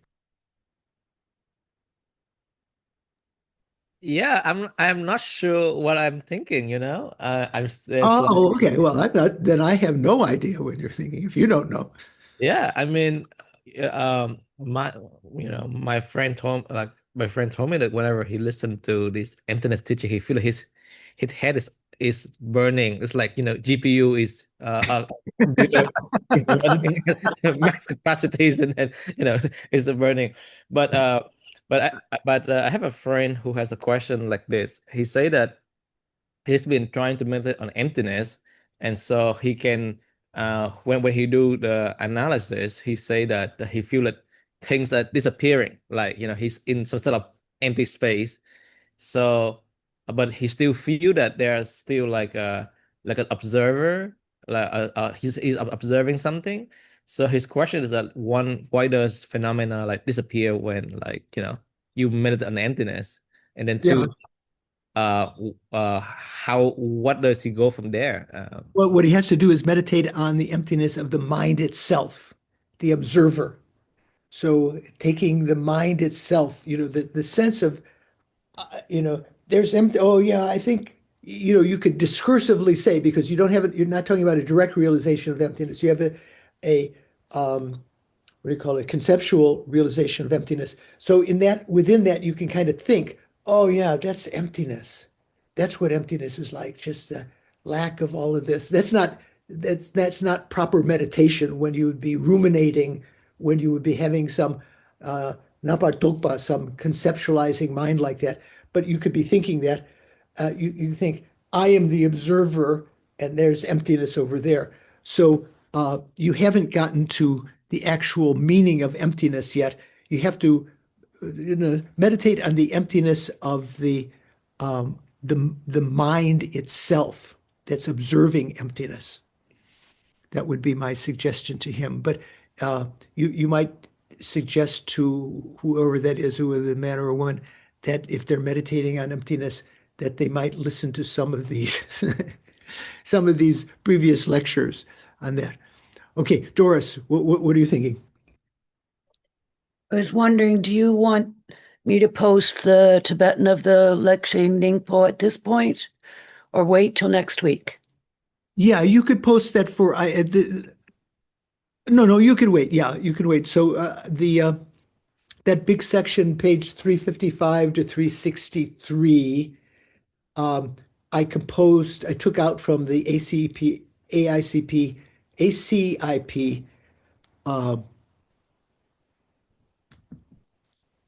How come this is not charging?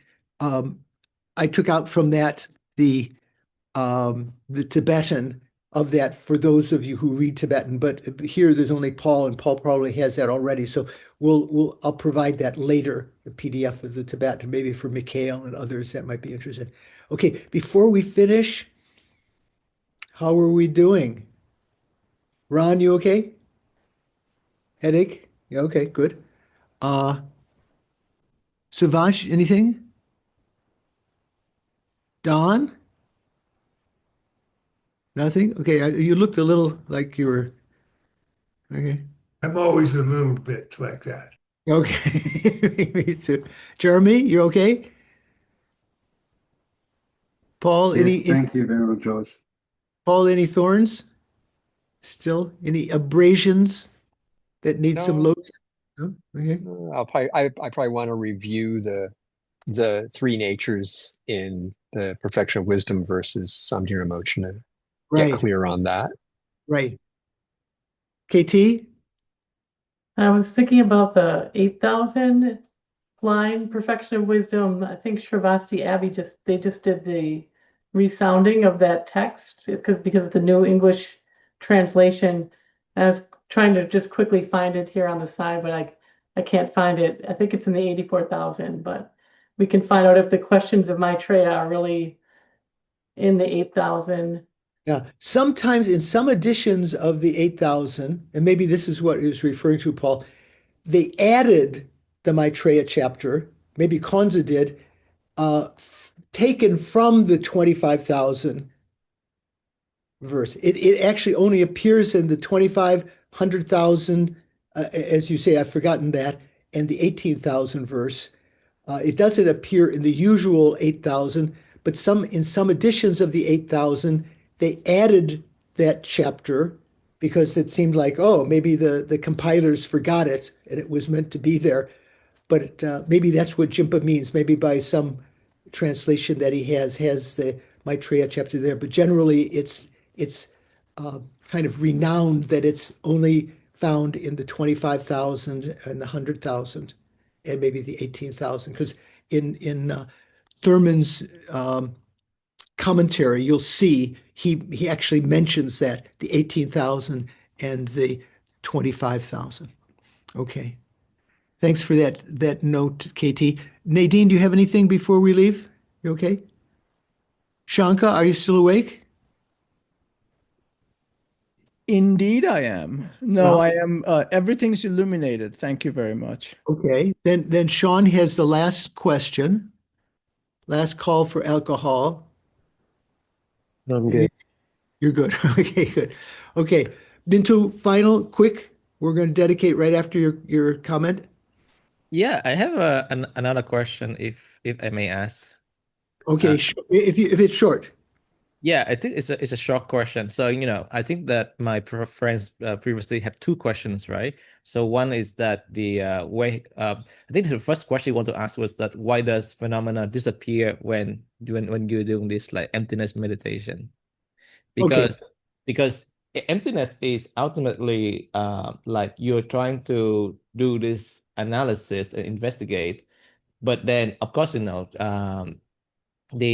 unreal the fictional perception disappear, but then but then why is the jobs or the perception also disappear? They should still be there, right? Because No, they no, because when you're analyzing phenomena that appear to be inherently existent, when you've used logic, it's not here. If it existed, it would have to be here, here, here, or here, let's say. And it's not here. Like you're looking for, you thought you had 50 cents left over change in your pocket from the gases. It would have to be in your pocket, your left pocket, your right pocket, or in your rear pocket, or in your shirt pocket. It's not here. It's not there. It's not here. It's not here. Oh, therefore, that 50 cents doesn't exist that I had imagined that I had. So at that point, all you perceive is the non-existence of something. So that appearance of non-existence is what's called a non-affirming negation. It's a negation of something, but it doesn't, nothing else is put up there in its place. It's not like there's not 50 cents, but maybe 25 cents. Not like 25 cents, not like 10 cents. Nothing. There is so to the mind that's realizing emptiness or has a something close to a realization of emptiness, when you have that experience, there's like a space-like vacuity that's perceived. Space-like in the sense that space has no obstructing contact. Here, there's no appearance of inherent existence. There's no nature. Okay, we're going to leave it there. I'm going to dedicate our virtues in this tumultuous time. Due to these virtues that we've created today through listening, contemplating, meditating, may I quickly become a Guru Buddha and lead, as a result of that, all beings without exception into that very state. And due to these merits, although this is a prayer, the prayer from Maitreya prayer, we can think of it as a dedication. Due to these merits, may the supreme precious bodhicitta that has not arisen yet in my mind and in the mind of others, may it arise and grow. And may that which has arisen in my mind and the mind of others, like say the Buddhas, the Bodhisattvas, may it not diminish, may it not be corrupted, but increase more and more. Prayer for the quick return of Lama Zopa, peerless teacher and assembly of children of the victorious ones, Shravakas, Pratika Buddhas, victorious Losang father and sons, together with your lineages, all objects of refuge of the infinite realms, please bestow here and now the virtue and goodness to accomplish this prayer. In upholding and spreading the Muni's precious and complete teachings through explanation and practice, while you were alive, Lama Zopa, you wore the armor of patience that is never discouraged. Incomparable venerable Guru, I make these requests, sole gateway through which all benefit and happiness emerge, while striving exclusively for the welfare of the victorious one's teachings and for the welfare of mother living beings, you suddenly died. You took the aspect of passing into nirvana. You departed to peace, at which point I lost hope. Nevertheless, through the undeceiving truths of the oceanic blessings of the Triple Gem and the great waves of mind generation of the children of the victorious ones, may the smile of a new reincarnation swiftly beam in glory for us fortunate disciples. And then, as a form of dedication and prayer, you who are my eyes for all the infinite scriptures, my past, present, future gurus, primordial gurus, supreme gateways for the fortunate ones traveling to liberation, engaging with skillful means moved by mercy, illuminating spiritual friends, I make this request. Please live long lives and stable lives for the benefit of myself and others. Okay, yeah, so tumultuous times. Yeah, a lot of grist for the mill of mind training. So try to think of all of the things that disturb you immediately, revert back, take refuge in the Dharma, that this is the opportunity for me to meditate on the conventional bodhicitta and ultimate bodhicitta. Sometimes meditate on emptiness. All of this is empty. So it's not frightening. Ultimately, it doesn't exist the way that it appears. And conventional bodhicitta, thinking of all of the suffering and so forth that sentient beings are experiencing, with compassion, wishing them to be free of that and so forth, to use that as opportunity to develop the two bodhicittas. Okay, look forward to seeing the stalwarts among you on Monday and certainly next Saturday. Take care. Thank you, Venerable George. Your minds well. Take care. Thank you, Venerable. Thank you.